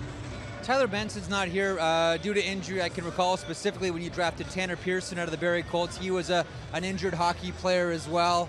What goes into the thinking when you draft someone who is injured in his draft year? Well, it's a part of the picture. I mean, for us, it's a tough thing to look at a Tanner Pearson who clearly you could have had the year before late and admit you made a mistake. And I think that's part of it too, is to not have an ego with it, that these kids improve, some of them develop at different areas. Tanner's gone through some tough injuries, but it's a matter of believing in your staff, believing in all the different facets that you get, whether it's through the combine, whether it's through World Juniors, great events like this, and you put it all together and just believe in what you're drafting. One of the challenges, I would think, like, we're at the halfway mark basically. It's the, you know, January or the end of January. There's a long way to go to the draft. When you're dealing with your scouting staff, how do you get them to sort of, let's not finalize our decisions now? There's still a lot of hockey players, and players may define themselves more in the second half maybe than they did in the first half. Oh, absolutely, Damien, and I think that's something that Mark and Eddie and the crew they're right on top of, and it's something that's made our group special. You want players. Daryl even said last year when our team won the Calder Cup, those kids have to be able to have playoff. They have to have long runs, and when you can see a junior kid go on a long playoff run, it helps define him as a player and what he's going to be like as a pro. Jim Benning was candid enough in the first period to tell us that he was going to start looking for defensemen for the Vancouver Canucks versus forwards. Can you be as candid, telling us what you're looking for? Are you looking for a defenseman? I think he's looking for a first-round pick. You're supposed to give us some secrets no, I'll here. give you some. I'll tell you one thing. Looking at these years, and obviously you guys, the World Juniors, this is the year that we were our worst. Drew Doughty was the reward at the end of the tunnel. This is not a bad year to be a bad team. There's some incredible hockey players waiting for you there at the top of the draft. Mike, before we go, a couple of words about Denny Fougere as well. One of the Kings scouts in Quebec's going through a tough time right now. Yeah, just from our group, Denny, you're at home kicking the crap out of cancer. We love you, and we'll see you on Monday when we're doing our amateur scout meetings in La Belle Provence. Look forward to see you, buddy. Excellent words. Absolutely. Mike, thanks so much for stopping by. To Denny, big thumbs up.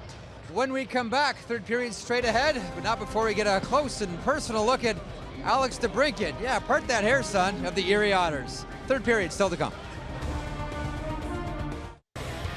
We're all tied up at ones because of this man, Pascal Laberge, standing by with Rob Falls. I am the man who evened things up for Team Orr. You saw that opportunity. You didn't have much of a window to get that shot away.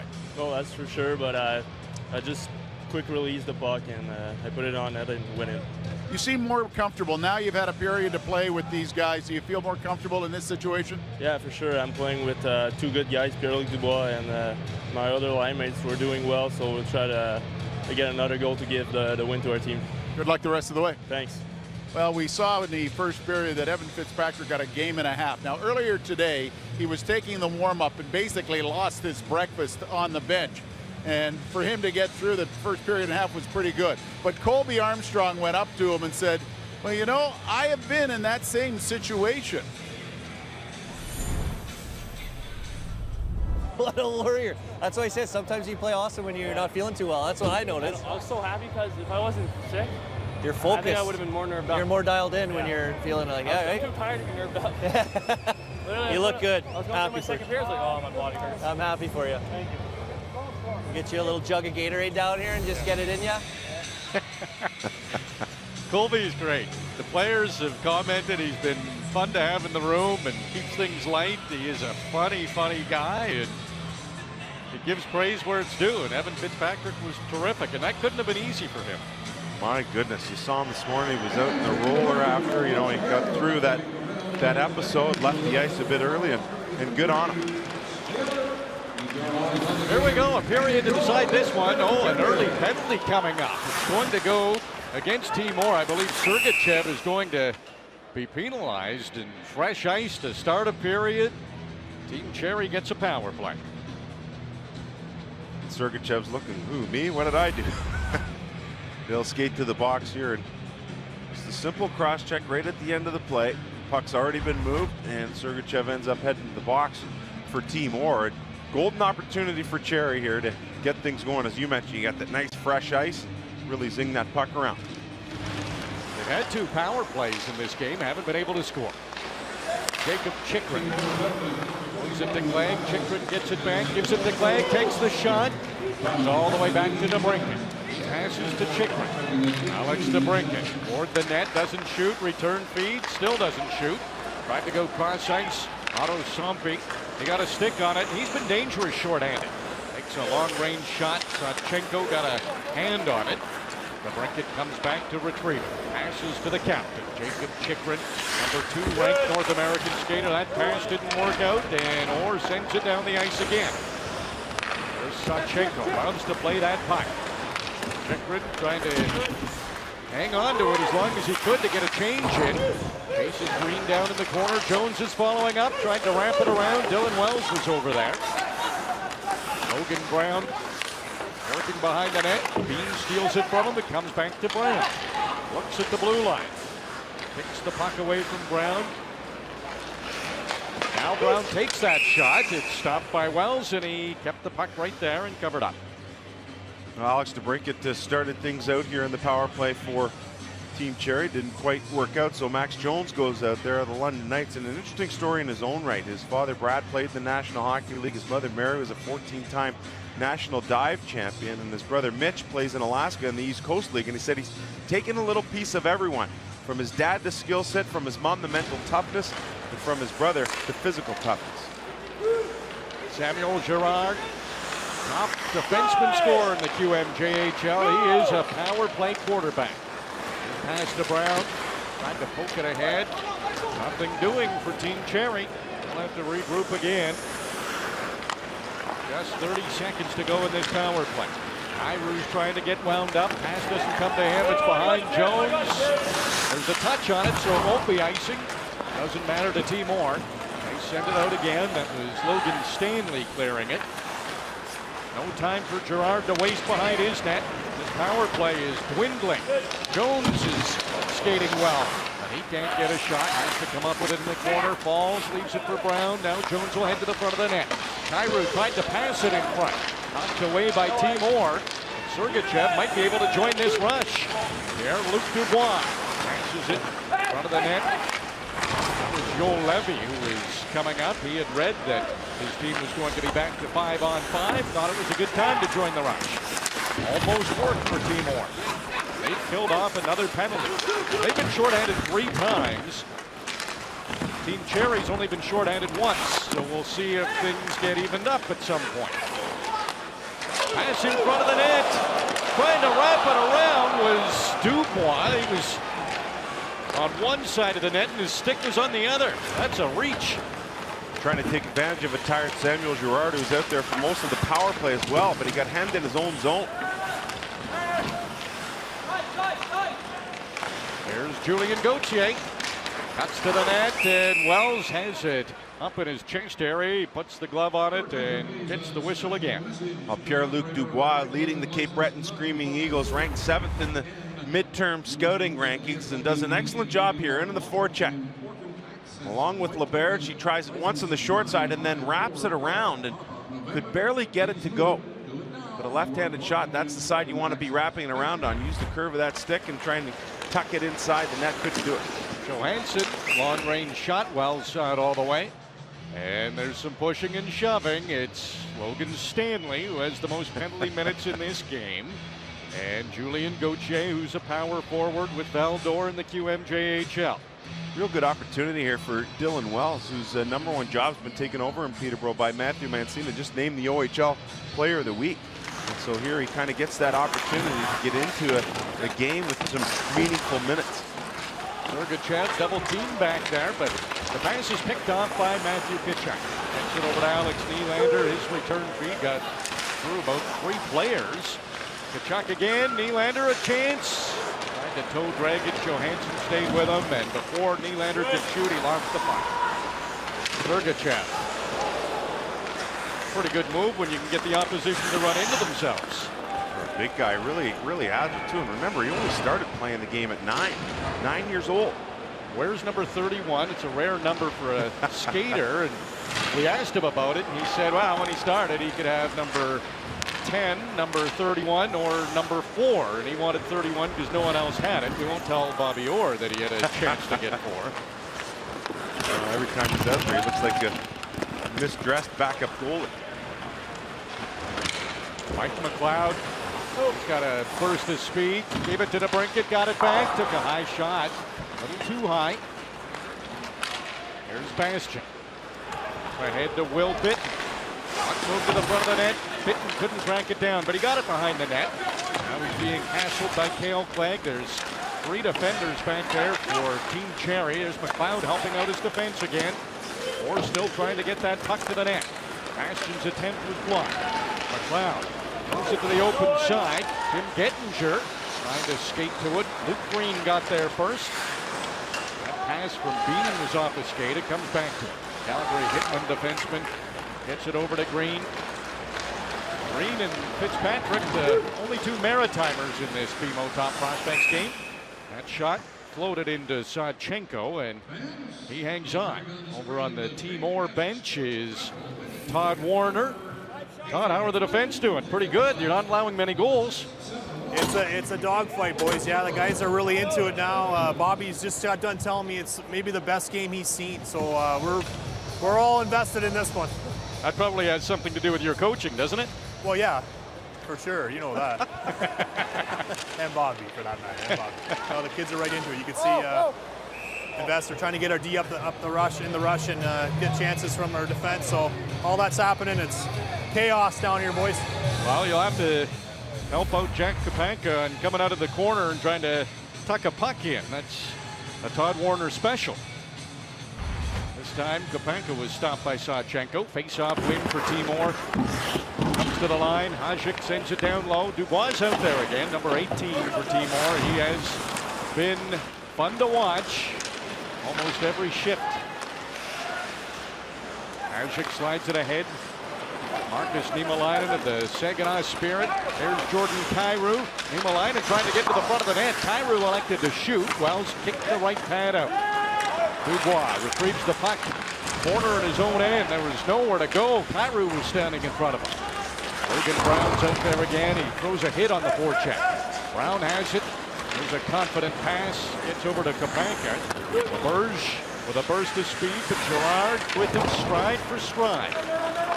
Niemelainen, he had to hurry that pass. Kapanka was closing quickly. That's the kind of stuff Gerard has to do, though. If you're a smaller player playing defense, everyone knows about your offensive capabilities. You have to be able to defend well. It doesn't always mean being physical, but good use of the stick helps. Sergicev, 12 goals this year. That's most of any OHL defenseman. Tried to pass.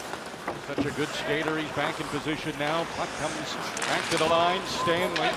All he can do there is just send it back in. Now Timor has to get back on side. 13 minutes and 20 seconds to go in the third period. This game is tied at 1. Sean Day, what a nice looking rush this is. And he whistled a shot in that Wells got enough of to stop. Sean Day showing a glimpse of his offensive skills here in Vancouver.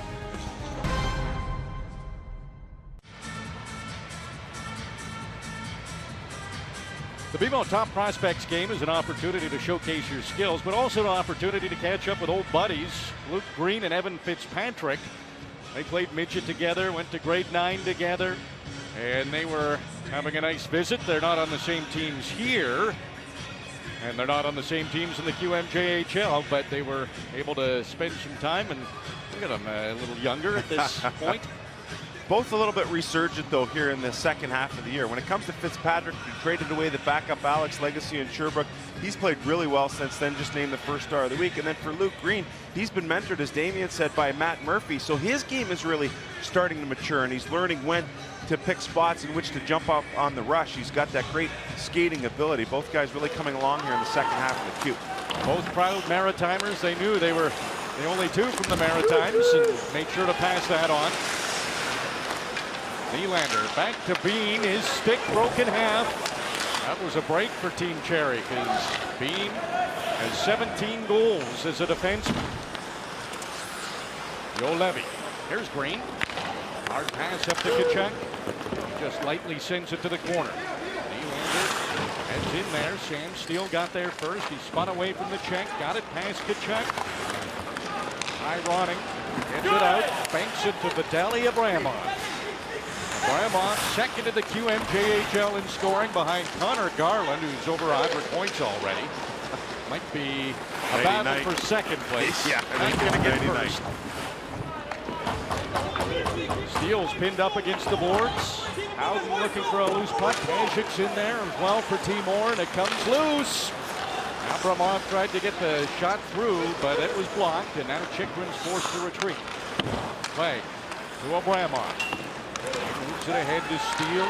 Joe Levy ties him up just enough to allow his defense partner, Libor Hajek, to get it over to Nathan Bass. Joe Levy. He's in the rush this time. And his shot is stopped by Zach Zachenko. You look at Jake Bleen, plays for the Calgary Hitmen, undrafted into the league, listed player, but his story is really interesting because here's a guy who's 6 foot. That would be considered small by NHL standards these days. But what does he do? He defends well with good body positioning and a really good stick. The ability to cut away from oncoming traffic, good puck retrievals, smart decision making, poised with the puck. He's been able to do all that in this game, and everyone thinks you need to be a big bruiser back there, but he can show you how to play defense without being that way. And he doesn't need to be a big bruiser with his Calgary Hitmen either. He's telling me he's teamed up with Keegan Kanzig in WHL. Fans certainly know he's one of the top heavyweights in the league.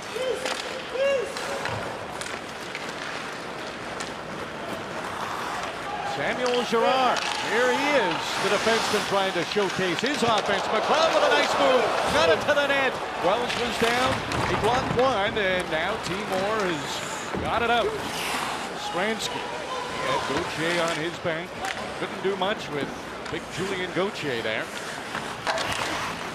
Wow. Up to Gettinger. Right away, Dubois pressures him. And Dubois creates the turnover. He's by himself, trying to fire. And a penalty coming up to Team Cherry. Kind of had a hunch they'd be getting one, and Orr is going to the power play. Well, as Day goes to the box to get a look at it, golden opportunity started in their own end, and it's Gerard who recognizes that he's got numbers, so he's the guy leading the rush. The Bears, we already saw that move on the goal, creates a good opportunity for Team Cherry, and the ref cam gets a look at this Sean Day play as the stick comes right up into the grill. And it's all about puck management. That puck was out over the Cherry line, brought back in quickly after a turnover, and the end result is a penalty against. Again, every time Dubois out there, something happens. Green snaps a shot. Zachenko made the save. Puck was right there, but Steele got to it, got it down the ice. Being out there on the power play for Timor. Just inside the line, sends Steele, stopped him there. Puck didn't come out. Dubois going to the net. Brought the puck with him. What a power move that was. Oh, he's been great tonight. LaBerge. He scores. He does it again. Both goals are by LaBerge, and Timor leads. RJ, you just mentioned every time Dubois is out there, something good seems to happen for Team Orr, and it works again. Not only is he out there to draw the penalty, but why not stick with him? He's been so good.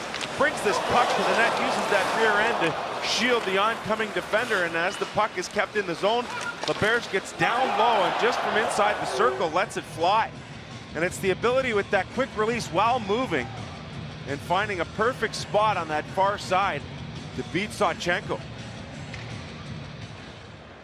Zachenko a little bit deep in the net, and LaBerge takes advantage. LaBerge, number 2 in scoring on the Victoriaville Tigre. Maxime Comtois was a young player. Probably see him at this event next year. Sure, we will. He's the leading scorer.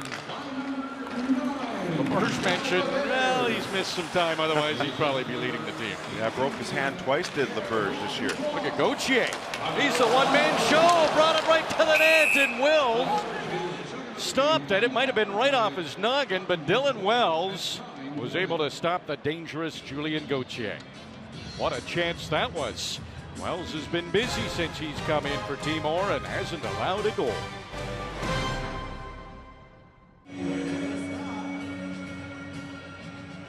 Bobby Orr has loved being part of this top prospects game, and he realizes that the game of hockey is really a generational game.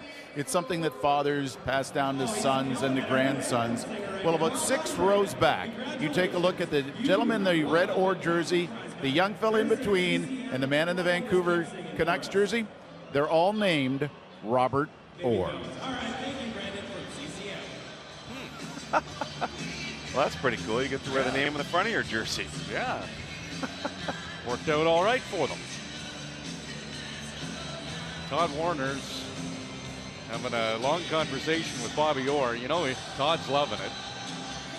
Picking the brain of one of the best. Craig Austin's sister's married to Walt. Craig Austin's sister's married to Keith and Chuck. I didn't know that. Yeah, they're really talking hockey. Good for you. I'm a Newport guy. You probably. Get coaching on the bench, boys. This is a close one. Team gets a lead and they get comfortable. Having a great time. I mean, it's been great for Todd and Colby just to be around this. It's easy to coach. Send Dubois and LaBerge out. 2 points each for Dubois and LaBerge. Almost a goal for Brett Howden. Alex Nylander. Back to Sergicev. Oh, he can shoot it. Zachenko came out of his crease to make that save. Brett Howden plays for the Moose Jaw Warriors. His brother Quinton did too. Howden had a really good rookie year last year. Went on to captain Canada's under-18 team. Comes down on the rush and lets it fly. Barely missing off the bar. And then Sergicev, my goodness, can he ever fire it? Get out of the way, boys. You see Kaczuk turning and getting out of the way of that bomb of a shot from Sergicev. Howden might have had some classified intel coming in on his Moose Jaw Warriors teammate, Zachenko. Strainski, he's seen enough of the Warriors. Couldn't beat Zachenko that time. Well bitten. He's slippery. Got away from a check. Back to the line. Green fakes the shot. Sends it back to the corner. Why not? Bittenkin good down there. Looking in front. Gets the puck to the front of the net. It was in the skates of Sean Day. Logan Brown just got it to a safe place and decided to battle for it in the corner. Team Cherry won the battle, but they iced the puck. Just under 9 minutes to go in the third period here at Pacific Coliseum in Vancouver, the site of the 2016 BMO CHL NHL Top Prospects Game. It's been closely contested.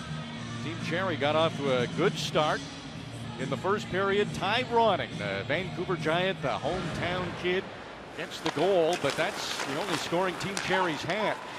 Pascal LaBerge of the Victoriaville Tigres scored in the second. He has a power play goal in the third.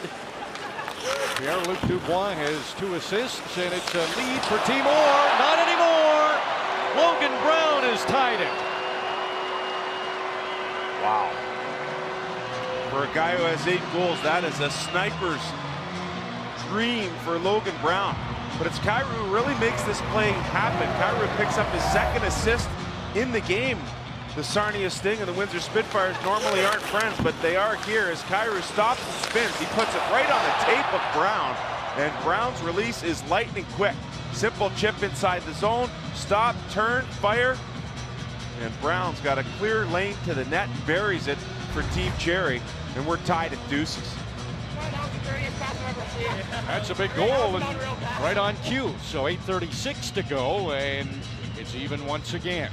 Bit of a coming out party for Jordan Kyrou, and he probably took the advice of his new teammate, Travis Konechny, who came into this game on a bit of a downturn last year, as Kyrou did, and for this one, he's made well of his opportunity. Dubois with a steal over to LaBerge, and they do it again. This time it's Dubois, the finisher.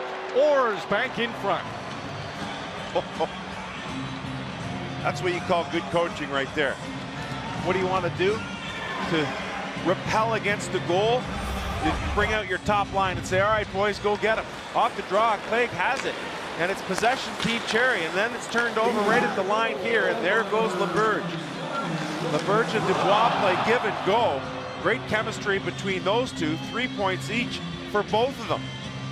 The bad turnover at the line results in Dubois giving it to LaBerge, returning the favor. Zachenko was down and out. And what was a tie game lasted for about 4 seconds. Team Orr back on top. That's Dubois again. He intercepted the pass. He started everything. That's his 3rd point of the game. Same for LaBerge. And Pierre-Luc Dubois has been very, very good. There's an issue down on the Zachenko net. You know, it's funny, RJ, when you play on a really good line and, you know, you use Taylor Radish, who plays with Strome and DeBrincat, you want to try and emerge from that line and prove you can do things on your own. And I think the same thing goes for Pierre-Luc Dubois. Everyone knows he's a really good player. But then you add in Svechnikov and Lazarev, and you say, take those guys away, what can he do? He's proven that he can still do it without those guys tonight. Team Cherry had the game tied for 11 seconds. Dubois has his team in front again. Sergicev pass just a little out of the reach of Kaczuk, and it's icing. Boy, that's just an amazing, resilient play coming from Timor to come back after, you know, giving up that goal. Team Cherry, maybe you're down and out. You throw that top line out there, and good job getting that puck turned over at the line and burying it. Now it's up to guys like Mike McLeod and Team Cherry to try and get this thing back into a tie. Goal scoring was pretty tough early on, but it's been a little easier here in the third. Team Cherry working hard right now, trying to get that puck off the face-off. Back to Gerard. Kaczuk leans on him. Otier in front of the net. Gotta keep an eye on number 12 in red if you're Timor. Almost a goal per game. 33 goals in 35 games. Otto Stompy of the Halifax Mooseheads. He couldn't find Taylor Radish of the Erie Otters. Sergachev calmly backs off. Everybody's back on side now for Timor. Radish tips it ahead. McLeod with a steal. He ran out of real estate. Stompy stepped in front of him. Here's another turnover. Kaczuk coming in for Timor. He's forced to the outside by Gerard. He'll circle the net. Can't get it to the front of the net, so he goes back to the line. King's attempt is off a leg and goes wide. Kaczuk still smoothly after the puck. Bean now, another attempt, and that's off a stick and out of play. Pierre-Luc Dubois having an outstanding game here for Team Orr. Picks up his third point in the game. You look at what he's done here through the course of the season with the Cape Breton Screaming Eagles, playing for Marc-Andre Dumont. His 46 games, 30 goals, 68 points, and doesn't mind the physical play as well with those 73 pimps. He has been just dynamite in this game. Face-off won by Team Cherry. Lucas Johansson, who leads the Kelowna Rockets in defenseman scoring. Dylan Dubé, he's second on the team. In points, here's the speedy Noah Gregor on the fly, snapped the shot. It was off the shoulder of Dylan Wells. Gregor has it again. Too many Timor players there to get much done. Kaczuk up ahead, and Nylander's stick handling at the line. Goes offside, and then he gets a late hit from his Mississauga teammate Sean Day. Yeah, and then just spins off that and says forget it. But you look at Noah Gregor here, and you go back to the Victoria Royals. He plays with the Moose Jaw Warriors, was acquired in the trade last year. The 2013 draft, Dante Hanaun was selected there. Matthew Phillips, one of the rookie leading scorers with 52 points. Ralph Jarrett was taken, and so too was this guy. Quite the draft for Victoria, and Moose Jaw's really happy to have gotten Gregor in that deal. They wouldn't have done the deal if he wasn't included. Simon Strainski, Libor Hasek fires it in. The two Czech players in this event. They were also reacquainting themselves on Tuesday when they met up. Saskatoon and Prince Albert, their respective teams, so they see enough of each other in the regular season. Shot snapped in, blocked in front of the goal. Knocked it over everybody by Noah Gregor. Gets to the Brunken. Dubé trying to work his way to the net. Kaczuk, he plays a tidy game. Don't get a lot of chances when he's out there. Really smart. Thinks the game extremely well. Bastion. Pass in front of the net. Chikrin knocks his man down. It's Will Bitten. Bitten's right back up, battling for the puck. Logan Brown. Does he have more in that stick? He's the one who tied it. Iru takes a long shot. Brown goes to the net, and he barrels into Dylan Wells. It's Sergachev as the defenseman there, gives him a tap in the shin pads. In regular play, would have taken a jab at him for sure. Windsor Spitfires teammates. A little smile on Logan Brown's face. LaBerge and Dubois accounted for all three Timor goals.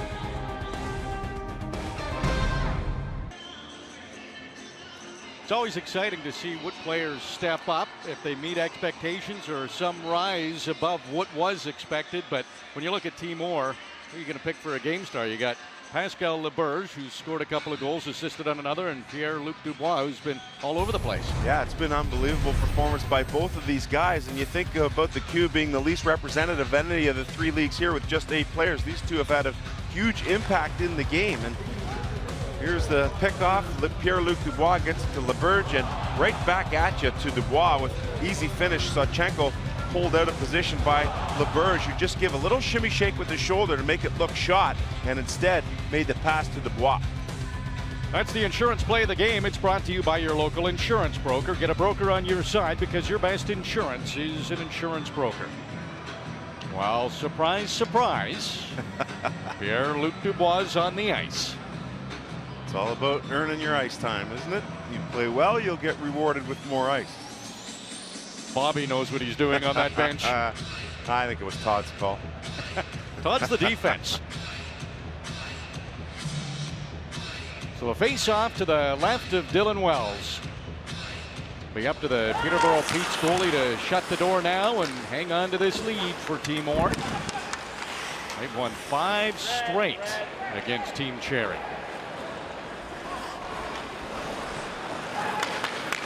Mikhail Clegg works his way up the ice. The Brandon Wheat Kings defenseman has it poked away by Kopacka before he could get into the Orr zone. Jacob Chikrin to his good buddy Logan Brown.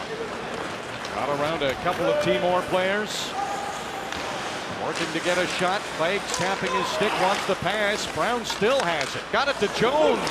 And he went to the short side. Wells was there and blocked it, but it's scrambly right now for Timor. They're trying to get the puck out any way they can, and they got to find the one station that's out of whack. That worked perfect. You can find them here in this building. There are a few of them. You got to pay attention to the hops. Dylan Wells, playing in the Ontario Hockey League, wouldn't be familiar with Pacific Coliseum here in Vancouver, but he bravely came out behind his net, made it an easy breakout for Timor. He'd be a guy prepared for some funky hops, playing at the Peterborough Memorial Center in that square building, if you will. Boris Kaczuk up to Taylor Radish. He tried to play it off the boards. Stepping in front of him was Niemelainen. Radish, he's relentless after it. He's from Caledon, Ontario. Vitaly Abramov. Burns picks up some speed. Now he's over on that left wing side. Tried to get it in front of the net. He did. Running. He's a sniper. He's already got one in the game, and he thought he could get another one. Trying to tuck it in short side. Couple of saves for Dylan Wells, and under 4 minutes to go now. And another storm weathered by Timor. Samuel Gerard of the Shawinigan Cataracts. Pass, it gets to Abramov, but jumping the gun was Sam Steele. Back onside now, puck turned over. Nylander quickly ahead to Kaczuk. Ronde breaks up another offensive chance for Timor. Whistle here for a high stick, so we'll take an opportunity for a Sportsnet Central update. Here's Canada Vonka. Hey, RJ, we're going to have the latest on the Dennis Wideman situation. Lots of opinion coming in on that as well. And a double good news day for the Raptors. We'll have highlights from the court and also some All-Star news. RJ, back to you. All right, Ivanka. All right, Ken. 3 minutes and 22 seconds to go in regulation time. Just a 1-goal game. Team Cherry has outshot Timor 36-27, but they trail. Sean Day. Pass gets into the Orr zone, but it's on the stick of the reliable Jake Bean. Luke Green goes cross ice. It's a good pass to Nylander. Here's the captain. Matthew Kaczuk into the corner to Howden. He's hit hard by McLeod, and then Kaczuk hits McLeod. Julian Gauthier uses that good speed of his. Sends it in. First man to it. Falls. Trying to center that puck. Brett Howden came back, gathered it in. Slows things down for Timor. Luke Green sees the open man. It's Kaczuk. Gets inside the line and lofts it toward the front of the net. That gets to Zachenko, and he covers up. Yeah, he was looking for Nylander. Just tried to dump it in there with Nylander chasing it down. And a guy who we've seen the last couple of weeks on our CHL Sunday package is Nylander, playing on that line with Kaczuk. And it's Nylander who's had some difficulties here in this game, really playing that style of game that we're so used to seeing him play with Mississauga, that puck possession game, protecting the puck, having it on the stick all the time, he really hasn't had his way in this game. Shots are 14-7 in the third in favor of Team Cherry. Dubois is hit by Bitten. The Brunken trying to get a pass in front of the net. Bitten's in there throwing another hit. Gregor couldn't get to the front of the net with the puck. The Brunken looking for it. Gets to the line. Chychrun holds it in for a moment. Bastian gets it past him. Noah Gregor was back covering up for the defenseman. Gregor with some open ice. This could be fun to watch. Gregor in over the line, takes a low shot. Wells got a stick on it. Joel Levy, he saw that puck all the way. He made sure that didn't come off the glass back in front of the net. Look at how calm he is. Plays with the London Knights. Won that gold medal with Team Finland for World Juniors. Tried a shot, it was off his stick. Didn't get through to Zachenko. Time winding down here, just a minute and a half to go. Zachenko will be keeping an eye on Don Cherry. And he's off to the bench now as Chychrun leads the rush. This could be trouble. The net's empty. Oh, and it's not in. It's iced instead. Oh, you get those big eyes, and looks like they're calling a too many men penalty here. I see the officials looking at each bench to make sure maybe the goaltender hadn't gotten off in time. You see Zachenko in on the screen. Kopaka takes it and he hits the post with it. We're looking here. Timeout being called, and no one's heading to the box, but you saw the officials make that motion with the too many men. I think with the icing, he was just letting him know that you can change because he was on his side of the blue line. Okay. Timeout anyway, so the extra attacker will come on. Let's get down to that Team Cherry bench. Colby, what's the strategy down there? Well, we're getting our guys sorted out here, setting up a face-off play for a big heroic comeback right now. You're letting the great mind of Brian Kilray organize that one? Yeah, Kilray and Brian Sutter, two Brians going at it with the boys here. So we got our guys out there. Hopefully we can draw something up and get something done.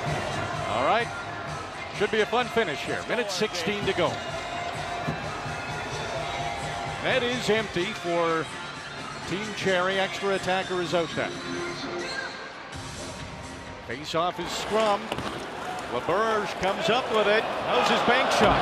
Well, it's not quite good enough.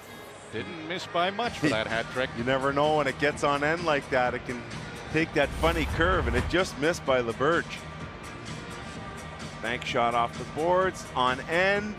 Oh man, it stayed true. Normally that doesn't happen. That didn't take much time off the clock, and it's sent down the ice again. Well, Timor is just firing at that net. They've been all around it. 3 icings in a row, haven't been able to hit it, so Team Cherry's still in it. I think that's the Todd Warner coaching. Let's try again. Brown on the face-off against Pierre-Luc Dubois. Look how low Dubois is. Down there, wins that face-off. Chipped out again by Timor. This won't be icing. Forces Chychrun back in his own end. LaBerge, when you have 2 in the game, that empty net, pretty tempting. Couldn't create the turnover that time. Chychrun leads things in. Here's Mike McLeod to the front of the net.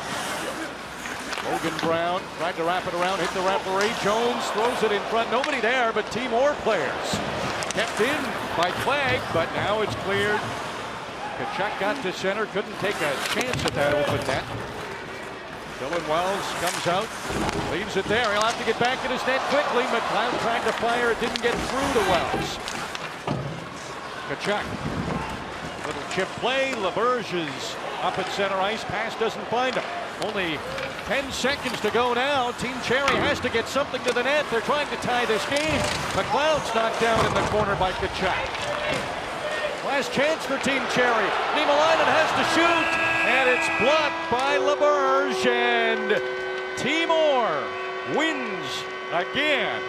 This time they capture the 2016 BMO CHL NHL Top Prospects Game. A good third period of goaltending from Dylan Wells, and How about LaBerge and Dubois? They were outstanding. Just fantastic. That line was excellent for Team War in the win, and there's a real patient stick-to-itiveness type of plan employed by Team War as they come up and emerge victorious with the win. And you can see, you just look down on the bench after. Todd Warner's extremely happy. Bobby Orr, he's all fired up. He's tapping the guys. They're giving Dylan Wells the head taps, knowing how important it has been for him to play well in this game, considering he's lost his starting job in Peterborough. So he comes out, has a really good performance. You got Dubois, who I thought was excellent, should be the player of the game.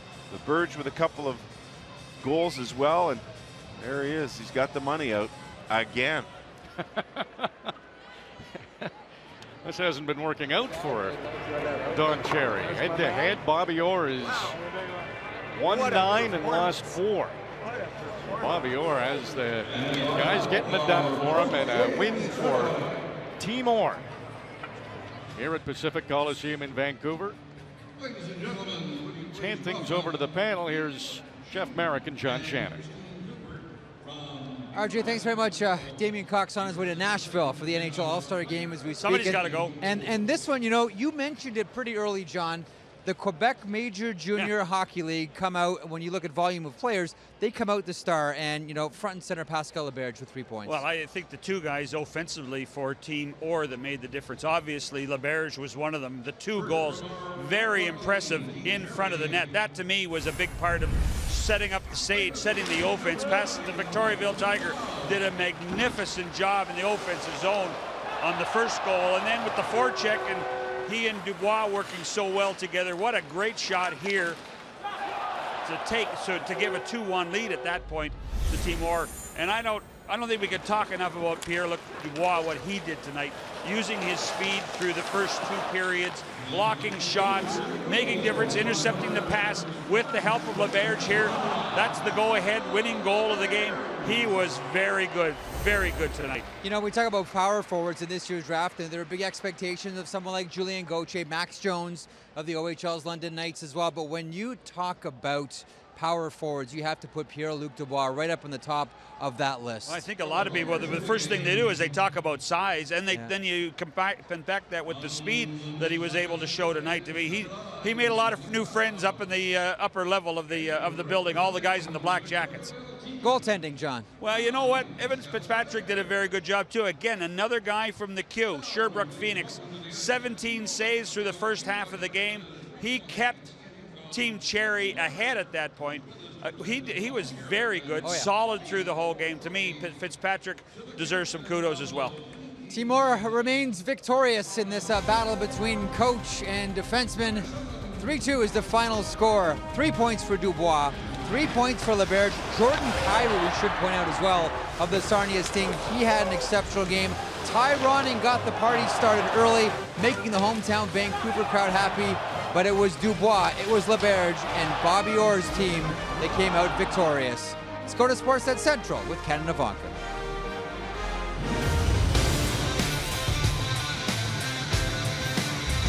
Thanks, Jeff. This is Sportsnet Central. Ken and Ivanka. Pierre-Luc Dubois, I love that game winner. He should get 50% off at the Mayflower Mile in Sydney for the next year or so, because that was some sweet stuff on display tonight. And Ozmac, you have compiled all the highlights for us from the game. Yeah, put them all together, so let's spin them back and start from the beginning. Hey, by the way, do you like Colby's suit? Did he bring his A game or what? He looked pretty good tonight, pretty sharp. Top 5 ranked North American skaters playing for Team Cherry and Team Orr, including number 1 ranked Matthew Kaczuk. First period, good place to start. Jordan Kyrou down low for Vancouver Giant. Ty Ronning, he stopped once but not on the rebound. That gets the home crowd on their feet. 1-0 Team Cherry after 1. Second period, Jacob Chychrun, wrist shot, goes off Carter Hart and the crossbar. Pierre-Luc Dubois on the rebound, fans on it late in the second. Team Orr. Here's LaBerge. Nice move, he scores! Outstanding goal from Pascal LaBerge. That's sick. Yeah, you want to impress your coach like that one. Tied it up at 1 after 2, third period. Team Orr with the power play. LaBerge from the circle, wrist shot, beat Zachenko. The Victoriaville Tiger with his second goal of the game, and Team Orr in front. Max Jones then with a saucer pass for Kyrou, spins and feeds Logan Brown. He takes it upstairs, and this game tied back up.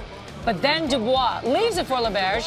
He goes back to Dubois. This is the goal that Kenny was talking about. Love This should it. get him a discount wherever he goes. The Mayflower Mile in Sydney. The Mayflower Mile. That was the game winner. Timor, they take it over Team Cherry 3-2 the final. Man, our CHL crew is a busy group. You can see Brandon and Edmonton tomorrow night. Yes, it is Friday night hockey, appropriately titled. That is the Wheat Kings and Oil Kings. It all gets started 9 o'clock Eastern, 7 o'clock Pacific. But before they take off for Edmonton, of course, we do want to check back in with them. Yeah, so Bobby Orr makes $100 off Don Cherry tonight. Yep. And Todd the Bod Warner makes $20 off our boy Colby Armstrong, because they had a side bet going as well. Right, after he kind of blew a tire yesterday. He was staying on his feet tonight and got the dub. Evens up. All right, let's check in with Jeff and John right now, who are back at Pacific Coliseum in Vancouver. Gentlemen. Yes, thank you very much. Alongside John Shannon. And, you know, last year was all about Travis Konechny in St. Catharines. And he emerged the big star, played with McDavid and Timo Meier. How much was Pascal Leberge this year's version of Travis Konechny? Well, I mean, he obviously, between he and Dubois were the two guys, both out of the Quebec Junior League. And I mean, when you think there were only 8 players out of the 40 that were from the Q, all those guys seem to make an impression, particularly Pascal Leberge with this move right here on the first goal for Timor, and then helping and scoring the second one with help from Dubois. He has obviously a great shot. Another assist on the Dubois winning goal. Leberge made an imprint and was named the most outstanding player for Timor here at the BMO Top Prospects Game. You know, we talk so much about players that need to prove something at this game, and someone like Jordan Kyrou, who comes out with 2 assists on tonight's matchup, plays with the Sarnia Sting, played with Nikita Korostelev, Pavel Zacha. Sarnia is loaded up, so his spot on his junior team sort of gets pushed down, but big game for him tonight, John. You know, it was. You know, it was funny that there was a lot of discussion about everybody but those second-tier guys. Kyrou, 2 great passes on both goals by Team Cherry, did a very, very good job with both the Ronning goal and on the second one for Team Cherry on the Logan Brown goal. To me, he was one of those secret stars for Team Cherry and doing what he had to do. Great pass right there as Brown buries it. So a guy like Kyrou, again, when all the scouts are around, making a little mark, watching the video, watching this whole thing, Kyrou's name's going to come back up. Had a big game, the Sarnia Sting forward did. Let's go down ringside to Rob Falls. With Pierre-Luc Dubois, who just told me that he may have had an inside edge because he'd played with Pascal Leberge before. Oh, yeah, we play together under 16, under 17. We have good chemistry. He's a really good player, so he's easy to play with. Tell me about coming into this game and the opportunity. How did you approach it? It was going to be a competitive game. Everybody knew that. I just wanted to come here and play my game, and that's what I did tonight. What was the game plan they set out for you? You know, you guys haven't had the opportunity to get much practice together. You had the bit of an advantage because you knew Pascal. What did the coaches try to tell you? They just said to have fun. You know, it's pretty much a skilled game. Everybody here is good. Everybody here is skilled. So, you know, just work out and have fun. Did you get a little nervous when you looked up at the one section and it's all full of scouts and general managers? Oh, no, not really. I mean, I knew that coming here that there was going to be a lot of scouts, a lot of eyes looking at us, so I try not to concentrate on that. You enjoy the experience, though? Oh, yeah, it was really fun. It was a really fun game, and, you know, it was a great group of guys. Now you're going to go back and do the regular work with your team. Exactly. We have 2 big games this weekend. We're going to try to get 4 points. Thanks very much. Congratulations. Thank you very much. Pierre-Luc Dubois, he was one of the good ones here at the BMO CHL Top Prospects Game. RJ? Rob, he was excellent, intercepting passes, creating offense, and the QMJHL was front and center. And you look at another player that was stellar for them early on, and that was Evan Fitzpatrick, who plays with the Sherbrooke Phoenix. And the way his day started, you weren't sure if he'd even be able to play. My goodness, at the morning skate, you looked down, he was at the bench, keeled over the bench, vomiting all over the place. I saw him a little bit later and said he had something bad to eat, wasn't feeling particularly good. If you watched the game, you heard Colby Armstrong talking to him, saying how proud he was, but he was excellent, really athletic. Rebound control was fairly well. You see his angles and his ability to come out and challenge. It's been a tumultuous year for him. They've had a coaching change, a general manager change. They traded away his backup to allow him to really step into the 4 in Sherbrooke. And in January, his numbers have been really good. So he came into this game on a bit of a high and continued, and I thought was the best of the 4 goaltenders in this game. It's really surprising how Bobby Orr has been able to dominate Don Cherry of late. Won 6 straight against Don Cherry, and Don better be careful. He's going to go broke if this continues. There it is. The big exchange between the two, and it's just luck. The teams are picked evenly, but Bobby Orr seems to win every time lately. When you look at this event and you see the players that stepped up, we've talked about a lot of them. Was there anybody else that you expected a lot from that you were pleased with? Well, a couple of guys. Libor Hajek was a defenseman who plays in Saskatoon. I just loved how well he thought the game. He made great decisions when to pinch in, when not to, when to separate man from puck, good first pass, go D to D, skate the puck out of his own zone. I thought he was really good. And he's a guy who, you know, when Saskatoon was going to draft him, the CHL import draft, they called him, let him know that they were interested. He started researching the city, researching the coach, Bob Woods, the general manager over there. He shows up, a real thoughtful guy, a smart kid. I thought he was really good, but in a very subtle way. And oftentimes when you look at defensemen, you kind of look at them like officials. If you don't notice them, they played well. And for Hajek, I thought he was really good in this game. Yeah, he certainly was. And it's one of the events this year, maybe more so than in past years, with everybody so close in the draft, that this was important, and the next few months will be important for these draft-eligible players to make their mark so they hear their name called in June. Ken, Ivanka?